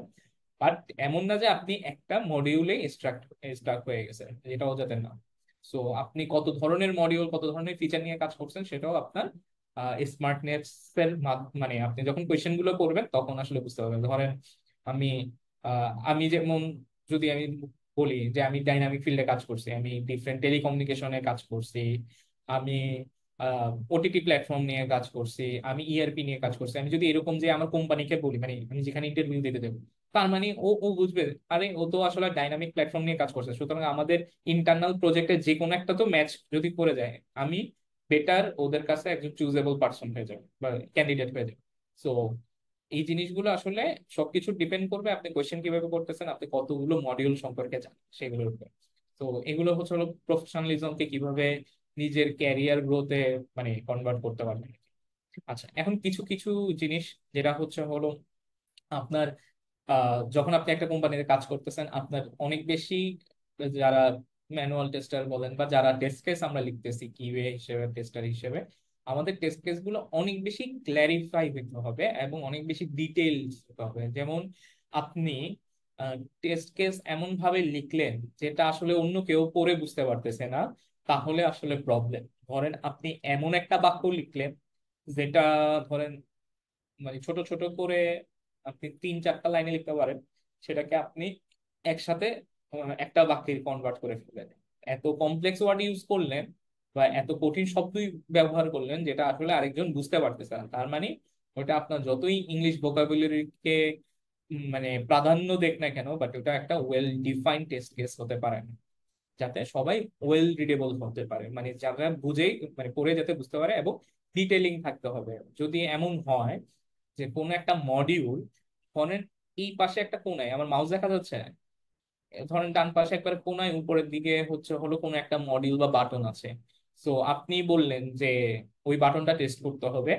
আপনি যে টেস্টার টেস্ট করবে, ধরেন আপনি টেস্ট কেস লিখতে সবসময় যে আপনি টেস্ট করবেন এমন না, আপনার টেস্ট কেস লেখার পর হয়তো অন্য কেউ টেস্ট করতে পারে বা পরবর্তীতেও টেস্ট করতে পারে, আপনি কোম্পানিতে নাই, এমন হতে পারে যে পরবর্তী যে কেউ এসে টেস্ট করতে গেল, তখন আপনার টেস্ট কেস পড়ে যাতে আপনারা গালিগালাজ না করে, যাতে পড়ে বুঝতে পারে। সো আপনি যদি বলেন যে ওই বাটনটা টেস্ট করো, আপনি এখানে তাকায় আছেন স্ক্রিনের দিকে, বাট হচ্ছে হলো বাটন খুঁজে পাচ্ছেন না। তো এরকম থাকলে টেস্টের সমস্যা। আপনার যদি এমন হয় যে কোনো স্পেসিফিকেশন আছে, তাহলে এটাও বলে দিতে হবে যে right upper side corner. So এরকম করে যাতে ইন্ডিকেশন দেওয়া হয়, অর্থাৎ ডিটেলিংটা থাকে টেস্ট কেসে। হুম। সো ক্ল্যারিটি এবং ডিটেলিং থাকতে হবে। দ্বিতীয়ত হচ্ছে হলো কনসিস্টেন্স থাকতে হবে, যেটা একটু আগে আমরা বলতেছিলাম যে ওয়েল স্ট্রাকচার থাকা। সো এমন হলো যে আপনি একটা টেস্ট কেস ডিফাইন করলেন এক ধরনের, ধরেন log in successful log in with valid valid email address, sorry unsuccessful log in with invalid email address, এটা একটা টেস্ট কেস। আরেকটা টেস্ট কেস লিখলেন invalid invalid log in with invalid email address and password, মানে বিশাল বড় করে, যেটা আগেরটার সাথে ওয়েল স্ট্রাকচার অবস্থায় নাই। অর্থাৎ ধরেন আমি এক ধরনের লিখে গেলাম, একই মডিউল যখন আপডেট হচ্ছে আরেকজন ব্যক্তি এসে আরেক ধরনের লিখে গেল, তার মানে এইটা আসলে ওয়েল ডকুমেন্টেড না। এটার স্ট্রাকচারটা একটা কনসিস্টেন্ট হতে পারবে। যেমন একটু আগে আমি দেখালাম যে আমাদের যখন কোনো কিছু লেখা হয়, আমরা আগে প্রথমে প্রজেক্টটার নাম বা সিস্টেমটার নাম লিখি বা মডিউলটার নাম লিখি, তারপরে হচ্ছে ডিটেলস লিখি। সো এরকম যাতে কনসিস্টেন্স হয় ডকুমেন্ট গুলো, সেটা যে কোনো ডকুমেন্টও হইতে পারে, টেস্ট কেসও হতে পারে, যাই হোক না কেন, যাতে অন্য কেউ নতুন করে লেখার সময় সেম স্ট্রাকচার ফলো করতে পারে ইজিলি, সে যাতে বুঝতে পারে এটা প্যাটার্নটা কিরকম লেখার। এই জিনিসটাও করতে হবে। কেউ কোয়েশ্চেন করতে চেয়েছিলেন কোথায়? কোনো প্রশ্ন? আচ্ছা, এরপর হচ্ছে thoroughness in functional non functional aspects. এটা হচ্ছে হলো যেটা আমি ফার্স্ট থেকে বলছিলাম যে একটা কিউএ হচ্ছে সেকেন্ড প্রজেক্ট ম্যানেজার, কিছু জায়গায় সে প্রজেক্ট ম্যানেজার হচ্ছেও ইম্পর্টেন্স ভ্যালু অ্যাড করে, কারণ সে জানে আসলে কোন ফিচারটা ডিপ্লয় করা উচিত, কোন ফিচারটা ডিপ্লয় করা উচিত না, কোন ফিচার আসলে কি অবস্থায় আছে। বা এমন হতে পারে যে প্রিভিয়াস কোনো ফিচারে আবার নতুন করে কাজ হচ্ছে, সে তখন ইজিলি বলতে পারে যে ওই ফিচারটা যখন ডেভেলপ করা হয়েছিল ওই ধরনের প্রবলেম ফেস করেছিলাম বা এই ধরনের এরর হয়েছিল প্রিভিয়াসলি। ধরেন লগ ইন মডিউল বলেন, বা ওই যে লাস্ট দিন আমরা রিমেম্বার মি একটা বাটন দেখাচ্ছিলাম। সো ফর এক্সাম্পল এইটা আমার যখন এরকম একটা রিমেম্বার মি পাস ইয়ে আছে, তো আমি এটা যখন চেক বক্স দিই, আমরা যখন লাস্ট টাইম টেস্ট করছিলাম, ধরেন এরকম হলো যে আমি রিমেম্বার মি চেক করলাম, চেক করার পর আমি লগ ইন করলাম, লগ আউট করে আমি আবার যখন এখানে আসলাম তখন দেখলাম আমার ইমেল পাসওয়ার্ড এখানে দেখাচ্ছে না, তার মানে রিমেম্বার মি কাজ করে নাই। তার মানে এই টাইপের যদি কোনো ধরনের চেক বক্স থাকে যেটা কোনো একটা ইনফরমেশন আমার কুকিজ বা ক্যাশে জমা রাখার কথা, সেটা কাজ করে নাই। এখন যদি আরেকটা জায়গায় এরকম কোনো কিছু সেভ করে রাখতে পারে। আমরা অনেক সময় দেখি না যে ভিতরে ভিতরে কোনো ইনফরমেশন রাখার জন্য আমরা একটা চেক বক্স দিই, মানে ফিউচার পারপাসের জন্য আমরা এটাকে সেভ করে রাখবো কিনা, এরকম কোন একটা চেক বক্স আছে কোন একটা মডিউলে। তো আমার মাথায় আছে যে আমি রিমেম্বার মি যখন রাখছিলাম তখন আসলে কাজ করে নাই, তার মানে আমাকে এখন নতুন যে ফিচার ডেভেলপ হচ্ছে সেখানে চেক বক্সটা যাতে ওয়েল ডিফাইন হয়, সেখানে যাতে আসলে কাজ করে, এবং সেটার জন্য কি কি প্রবলেম ফেস করেছিলাম সেটা আসলে আমার বলতে হবে। সুতরাং আপনার প্রত্যেকটা ফাংশনাল এবং নন ফাংশনাল যে ফিচার গুলো আছে বা মডিউলের বিভিন্ন সিনারিও গুলো আছে সেগুলোর সাথে আপনি যাতে একেবারে ওন করেন, মানে এমন না যে এই ফিচার গেলে আমার কিছু আসা যায় না, এটা তো ক্লায়েন্টের প্রজেক্ট, এইটা আসলে কখনোই বলা যাবে না। প্রজেক্ট ম্যানেজার এবং কিউএ কখনোই বলতে পারবে না এটা আসলে ক্লায়েন্টের প্রজেক্ট, যা ইচ্ছা হোক সে ওই প্রজেক্টটাকে ওন করতে হবে, মানে নিজের মতো করে মাথায় রাখতে হবে। অর্থাৎ আমি যদি কোনো একটা কোম্পানির মালিক হই, আমার যেরকম প্রত্যেকটা ডিপার্টমেন্ট সম্পর্কে ওয়েল নলেজ থাকা অনেক বেশি ইম্পর্টেন্ট, নয়তো আসলে অনেক বেশি ইনফরমেশনের ঘাটতি আমার মধ্যে থাকতে পারে, সেরকম কিউ এরও উচিত যে উচিত না যে কোনো রকম ব্যাপারে তার ছাড় দেওয়া নলেজে। তো তার যাতে প্রত্যেকটা সিনারিও, প্রত্যেকটা আসপেক্টস, প্রিভিয়াস সিনারিও, এগুলো যাতে মাথায় রাখতে পারে। সেটার জন্য ওই যে বললাম ট্যাগ ইউজ করতে পারেন, নোট রাখতে পারেন, ডকুমেন্ট রাখতে পারেন। তো এটা স্বাভাবিকভাবে এত কিছু মাথায় থাকাটা মানে সম্ভব না, বাট আপনারা যত বেশি নোট ডকুমেন্ট রাখবেন তত বেশি জানবেন। যখন আস্তে আস্তে সিনিয়র হয়ে যাবেন তখন দেখবেন আপনি মানে আপনার ডকুমেন্ট থাকাই লাগবে না, আপনি ইজিলি বলতে পারবেন আচ্ছা ওইখানে ওই সমস্যা হতে পারে। তো এটা আসলে ওই যে এক্সপিরিয়েন্সের উপর অটোমেটিকলি হয়ে যায়। হ্যাঁ, traceability in user story documents, যেটা একটু আগে আলোচনা করছিলাম যে আপনার এগুলো হচ্ছে হলো ট্র্যাক যাতে করা যায়, এই যে এই পয়েন্ট যাতে হচ্ছে হলো ট্র্যাক করা যায়। সো এটা যাতে হচ্ছে হলো আপনার যে ইউজার স্টোরি স্টোরি গুলো আছে বা ডকুমেন্ট যেগুলো আছে সেগুলো যাতে ইজিলি ট্রেস করা যায় আর কি, সেগুলো যাতে পরবর্তীতে মানে আজ থেকে 6 মাস যাওয়ার পরে আগের ইয়ে না পায়, যেমন বাংলাদেশে যেটা হয় আর কি। বিভিন্ন ডকুমেন্ট সরকারি বিভিন্ন প্রতিষ্ঠানের 1 বছর বা 2 বছর যাওয়ার পর আগের পেপার গুলো আসলে কখনো পাওয়া যায় না, বাট লাভ নাই বাংলাদেশের ক্ষেত্রে। বাট আপনার ক্ষেত্রে যাতে এগুলো না হয় আর কি, আপনার কোয়ালিটি প্রপারলি ইনশিওর থাকে। এরপর হচ্ছে collaboration with stakeholders, most important জিনিস এখানে যত কিছু আছে একটা প্রফেশনালিজম মেনটেন করার জন্য। এটা হচ্ছে হলো বাংলাদেশেই আমি একমাত্র দেখছি কিছু কোম্পানিতে যারা ডেভেলপারের সাথে কিউ এর সম্পর্ক খারাপ, কিউ এর সম্পর্ক খারাপ, সে আমার চেয়ে বেশি বাগ বাইর করছে কেন এটা নিয়ে মাথা ব্যথা থাকে।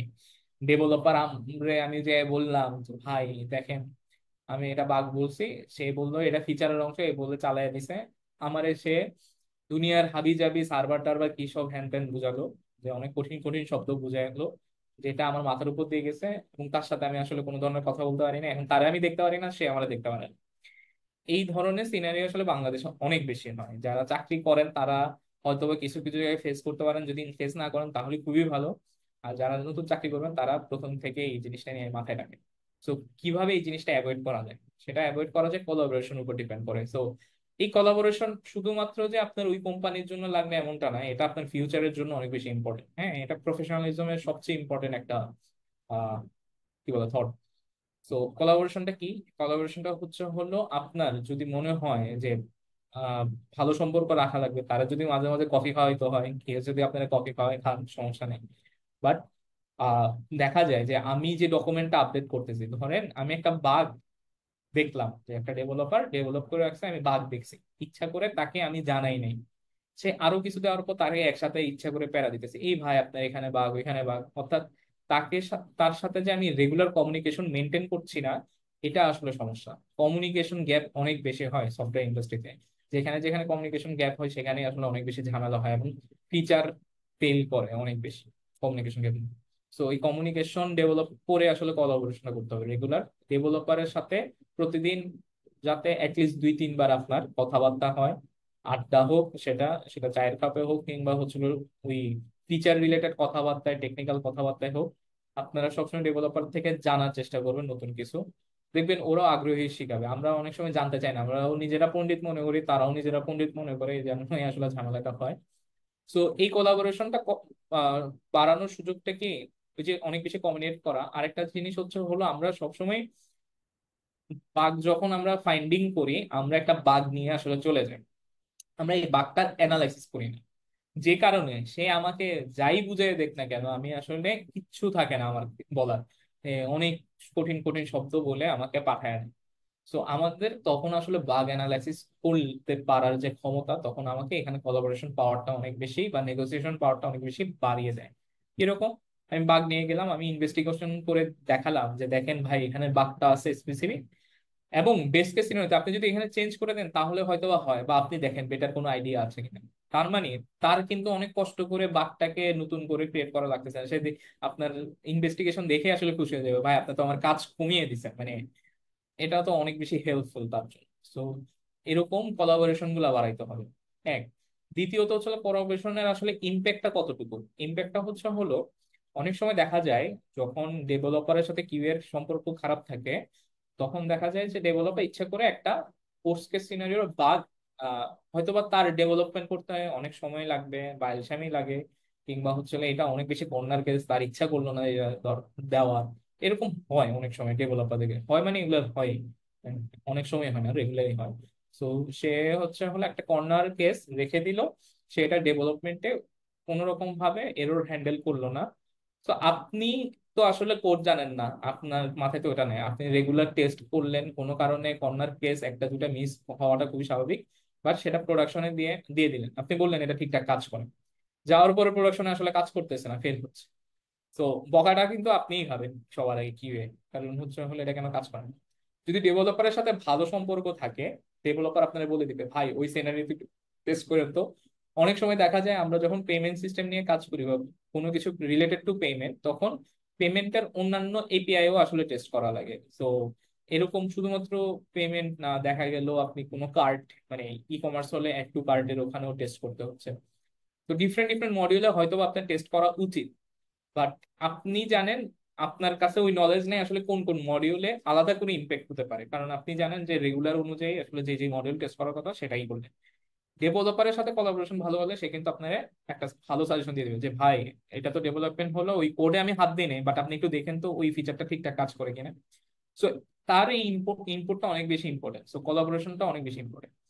চাকরির ক্ষেত্রে তো ইম্পর্টেন্ট। এরপরে ধরেন আপনার ডেভেলপার অন্য একটা কোম্পানিতে চলে গেল, সো আপনার সাথে ওই ডেভেলপারের যদি সম্পর্ক খুব ভালো হয়, সবসময় ডেভেলপাররা চায় তার কমফোর্ট জোনে কাজ করার জন্য বা কমফোর্ট মানুষগুলোকে নিয়ে কাজ করার জন্য। সে কিন্তু আপনাকে, ও যদি কোনো বেটার পজিশনে যায় অনেস্টলি, সে আপনাকে বেটার পজিশনে কল দিবে। আমি মানে আমার পার্সোনাল এক্সপিরিয়েন্স আমি টিল নাও যত ডেভেলপারের সাথে কাজ করছি, সিরিয়াসলি ওনারা ওপেনলি আমাকে অফার দিয়ে রাখছে যে ভাই আপনার যদি মনে হয় যে আমার কোম্পানিতে আসার, আমি যেভাবে হোক পজিশন ফাঁকা করে দেবো, আপনি চলে আসেন। এরকম অনেক ডেভেলপার আছে আমার পরিচিত যারা আমাকে এভাবে ওপেনলি অফার দিয়ে রাখে যে সে যেভাবে হোক একটা পজিশন ওপেন করে আমাকে নিয়ে যাবে। তো এরকম প্রত্যেকটা অনেক অনেক কিউএরই এরকম পজিটিভ অনেক এক্সপিরিয়েন্স। যেমন আমিও আসলে আবার যদি কিউএ হিসেবে আমার যেমন প্রথমের দিকে যে কোম্পানিগুলোতে কাজ করতাম ওখানে একজন মানুষ খুব ভালো লাগতো, কারণ তার কিউএ থটটা আসলে খুব জোস ছিল। সে কোনো একটা প্রবলেমে পড়লে মানে সেটাকেই আসলে নতুন করে ইনভেস্টিগেশন সলিউশন নিজে করার চেষ্টা করতো। তো ওই আইডিয়াটা আমার ভালো লাগে। তো সামহাও ওনার সাথে তো আমি এখন কাজ করছি না, বাট আমার যখনই দেখি কোথাও ওপেনিং আছে, কিংবা আমার কোম্পানিতে কাজ করা বা আমার টিমে ওপেনিং থাকে, যে কোনো যখন যে কোম্পানিতে যায় আমি ট্রাই করি ওনাকে যাতে ওই কোম্পানিতে নিয়ে আসে। বা ওনার যখন ওনার কোম্পানিতে উনি যেমন ফর এক্সাম্পল উনি সেফ এলোতে আছে, উনি সবসময় চেষ্টা করে আমি যাতে সেফ এলোতে যাই, বা ওই ওপেনিং থাকলে উনি আমাকে ডাকবে। তো এই কোলাবোরেশন শুধুমাত্র আপনার ওই কোম্পানিতে থাকার মুহূর্তে ইম্পর্টেন্ট না, আপনার কোম্পানি থেকে যখন বের হয় আজ থেকে 4-5 বছর পরেও দেখবেন এটা কাজে লাগে। এবং আরেকটা ইম্পর্টেন্ট জিনিস, বাংলাদেশে যদি পার্সপেক্টিভে চিন্তা করেন, বাংলাদেশের সফটওয়্যার ইন্ডাস্ট্রিটা খুবই ছোট। খুবই ছোট বলতে 2-3টা কোম্পানি সুইচ করার পরে দেখবেন আপনার আশেপাশে সব আপনার পরিচিত মানুষ, মানে আগে কাজ করে আসছেন এখন কাজ করে আসছেন। তো আপনি ধরেন একটা কোম্পানিতে ইন্টারভিউ দিলেন, সেখানে কোন একটা ডেভেলপার বা পাশের যে মানুষটা আছে তার সাথে আপনার ভালো সম্পর্ক ছিল না, আপনি অনেক তার সাথে ঝামেলা করছেন, সে কিন্তু অটোমেটিকলি নেগেটিভ একটা রিভিউ দিয়ে দিবে আপনার ব্যাপারে। সো এই জিনিসটা যাতে না হয় আর কি। সো কোলাবোরেশন অনেক ইম্পর্টেন্ট। অনেক সময় দেখা যায় ভালো কোলাবোরেশন থাকলে সে বলে যে ভাই ওনাকে নিয়ে আসেন, ইন্টারভিউ মানে একটু কম নর্মাল হলেও সে আপনাকে চাইবে আপনাকে যাতে ওই কোম্পানি নিয়ে যাওয়া হবে, এবং সে বোঝানোর চেষ্টা করবে যে ও আসার পরে নিজেকে চেঞ্জ করতে পারবে, বা ও অনেক বেশি কি বলে কোলাবোরেশন করে কাজ করে ডেডিকেটেড, এরকম অনেক পজিটিভ কথাবার্তা কোম্পানির এইচআর কিংবা সিনিয়র লেভেলে বলে। তো আসলে কোম্পানিগুলোতে এভাবেই মানুষগুলো চায় যে আমি চেষ্টা করবো আমার প্রিভিয়াস এক্সপিরিয়েন্সে যে ব্যক্তি ভালো ডেভেলপার হলে ডেভেলপার, কিউ হলে কিউ, সে যাতে আমি নতুন যেখানে আছি সেখানে আসতে পারে, বা তারাও এভাবে আসলে চায়। সো এই জন্য এই কোলাবোরেশন নিয়ে এতগুলা কথা বলা এটা অনেক বেশি ইম্পর্টেন্ট। এটা আমি পার্সোনাল লাইফে অনেক ফেস করছি, হোপফুলি আপনারাও এটা দেখবেন আর কি। ধরেন ফর এক্সাম্পল, এখানে যারা আছেন আমি যদি দেখি যে যারা অনেক বেশি কথা বলতেছেন, যারা অনেক বেশি লার্নিং কার্ভ ভালো, তো স্বাভাবিকভাবে আমি মাথায় রাখবো যে আসলে ওনারা ভালো করতেছে। এখন যদি কোথাও ওপেনিং থাকে, কেউ যদি রেফারেন্স চায়, আমি অবভিয়াসলি চাইবো তারা যাতে ভালো জায়গায় যেতে পারে, আপনাদের সবাই যাতে এখন ভালো জায়গায় যেতে পারেন, কারণ সবাই আমার কাছে শিখছেন বা আমার আপনাদের থেকে আমি শিখছি। তো আপনাদের সাথে আমার বন্ডিংটা ওইভাবে হবে, এরকম ভাবে আসলে এই কোলাবোরেশনটা কাজ করে। তাই বলে এখন মাইক সবাই অন করে দিয়েন না। Okay, continuous improvement based on feedback and previous result. আমরা বাঙালিরা বেশিরভাগ ক্ষেত্রে সাইকোলজিক্যালি কারো কোনো ধরনের মতামত, সাজেশন এগুলো শুনতে রাজি থাকি না কখনোই। কেউ কোনো ধরনের ভুল বললে সেটা বলতে না, এই তুই বেশি বুঝোস, এই টাইপের কথাবার্তা বলি। তো এগুলা বলা যাবে না। কেউ যদি ফিডব্যাক দেয় এবং আপনি যদি মনে করেন সেটা আপনি ইমপ্রুভমেন্টের জন্য, এটা খুব পজিটিভলি নেবেন এবং নিজের চেঞ্জ মানে নিজেরটা ডেভেলপ করার চেষ্টা করবেন। একটু আগে দেখালাম যে ধরেন ওই পিয়ার রিভিউর ক্ষেত্রে অনেক সময় আমরা বলি যে ভাই এই জিনিসটা প্র্যাকটিস করেন বা পরবর্তীতে মাথায় রাখার জন্য। তো আমরা এক একবার একবার একটা ভুল দেখে দিলে যাতে ওই ভুলটা সে পরবর্তীতে মাথায় রেখে কাজ করে, ওই ভুলটা যাতে সেকেন্ড টাইম তার কাজের মধ্যে না থাকে আর কি। সো এটাই হচ্ছিল কন্টিনিউয়াস ইমপ্রুভমেন্ট। এগুলো অনেক বেশি থিওরিটিক্যাল সাইকোলজিক্যাল ব্যাপার, আইডিওলজিক্যাল ব্যাপার, বাট আমার কাছে মনে হয় কিউ এর এই জিনিসগুলো, মাইন্ডসেট গুলো রাখা উচিত নিজের ডেভেলপমেন্টের জন্য, যে কারণে আজকে এই জিনিসগুলো দেখানো। আহ কোনো প্রশ্ন আছে কিনা? আমরা নেক্সট ক্লাসের টুলস নিয়ে আলোচনা শুরু করবো, আজকে আর না যাই কারণ আজকে অলরেডি সময় অনেক হয়ে গেছে। কোনো প্রশ্ন, কোনো কিছু জানার ভাইয়া যদি। থোরনেস অফ ইন ফাংশনাল আর নন ফাংশনাল এটা ছোট্ট করে একটু বলবেন আবার। আচ্ছা, ধরেন আমি আহ, ধরেন ওই যে লাস্ট দিন একটা এক্সাম্পল দিচ্ছিলাম ফুড পান্ডায় অ্যাপের কিউএ। সো ফুড পান্ডা অ্যাপ যখন ডেভেলপ করেছিল আমি দেখেছিলাম, আমরা যখন আহ, কোন একটা টাইম দেই, তো টাইমে আমরা রেঞ্জ দিতে পারতাম না, বা রেঞ্জ দিতে গেলে কোনো কারণে এএমপিএম এর কোনো একটা ঝামেলা হতো, কিংবা হলো টাইমের যে কাউন্ট সেটা হলো প্রবলেম হয়েছিল ক্যালেন্ডারে। তো এটা ধরেন আমি ফার্স্টে যখন একটা ক্যালেন্ডার ডেভেলপ করা হয়, তখন ওই প্রবলেমটা ছিল, সেটা ফিক্স করা হয়েছিল, বা ফিক্স করতে অনেক কমপ্লেক্সিটি ফেস করতে হয়েছিল। মানে আমরা ফার্স্টে ক্যালেন্ডারের যে লাইব্রেরি ইউজ করেছিলাম, ডেভেলপাররা যা কাজ করেছিল আর কি, যে লাইব্রেরিটা ইউজ করেছিল ওই লাইব্রেরিটা প্রপারলি কাজ করে নাই, সে ম্যানুয়ালি অনেক কিছু কাস্টম করে ডেভেলপ করেছিল। তো এই জিনিসটা আমার মাথায় কি থাকলো, তার মানে ক্যালেন্ডার ডেভেলপ করার সময় সামহাও অনেক বেশি কমপ্লেক্সিটি ফেস করে এসেছিল। তো এখন ধরেন ফুড পান্ডায় নতুন একটা আসলো, মানে টাইম লাইনের একটা সিস্টেম আসলো, যেটা দিয়ে আমি আগামী 2 দিন পরের একটা নির্দিষ্ট টাইমের জন্য আমি অর্ডার দিতে পারবো। তো নির্দিষ্ট টাইমের অর্ডার, তার মানে ওইখানে একটা টাইম লাইন সেট করতে হবে, আমার একটা রেঞ্জ অফ টাইম দিতে হবে। মানে 2টা থেকে 3টার মধ্যে আমি লাঞ্চটা চাচ্ছি, লাঞ্চ আইটেম বা ওই আইটেমটা আমি আগে অ্যাড করে দিলাম, একটু কার্টে। তো এরকম একটা নতুন ফিচার আসে। এখন আমার টেস্ট করতে হবে। আমার মাথায় আছে যে ক্যালেন্ডার টাইপের কোনো কিছু আসলে প্রিভিয়াসলি এরকম একটা ঝামেলা পোহাতে হয়েছিল, হ্যাঁ, বা এখান থেকে অনেক ধরনের বাগ আসছিল।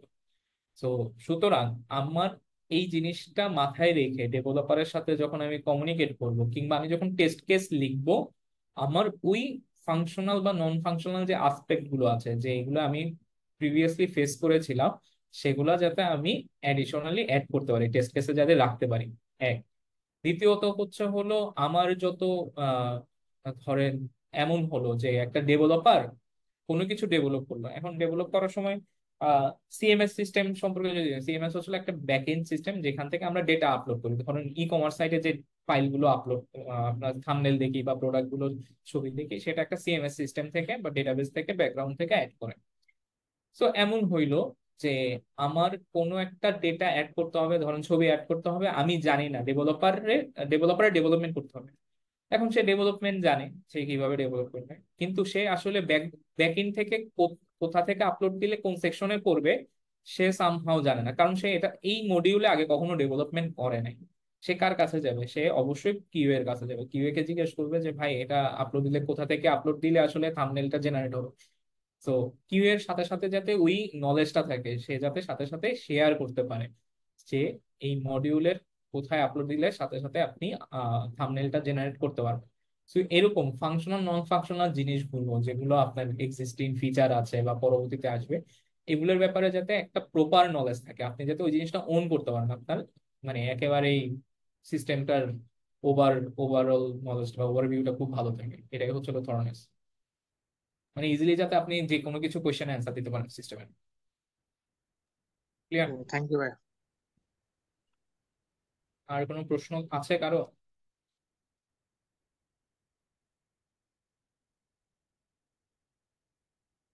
আচ্ছা, প্রশ্ন না থাকলে আপনারা লিভ করতে পারেন, আর প্রশ্ন থাকলে আমি আছি, 1 মিনিট প্রশ্ন করতে পারেন।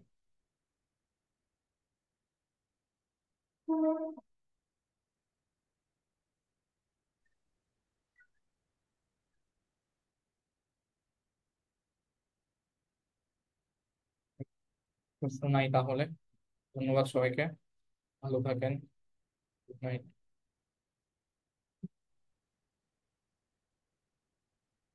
ঠিক আছে।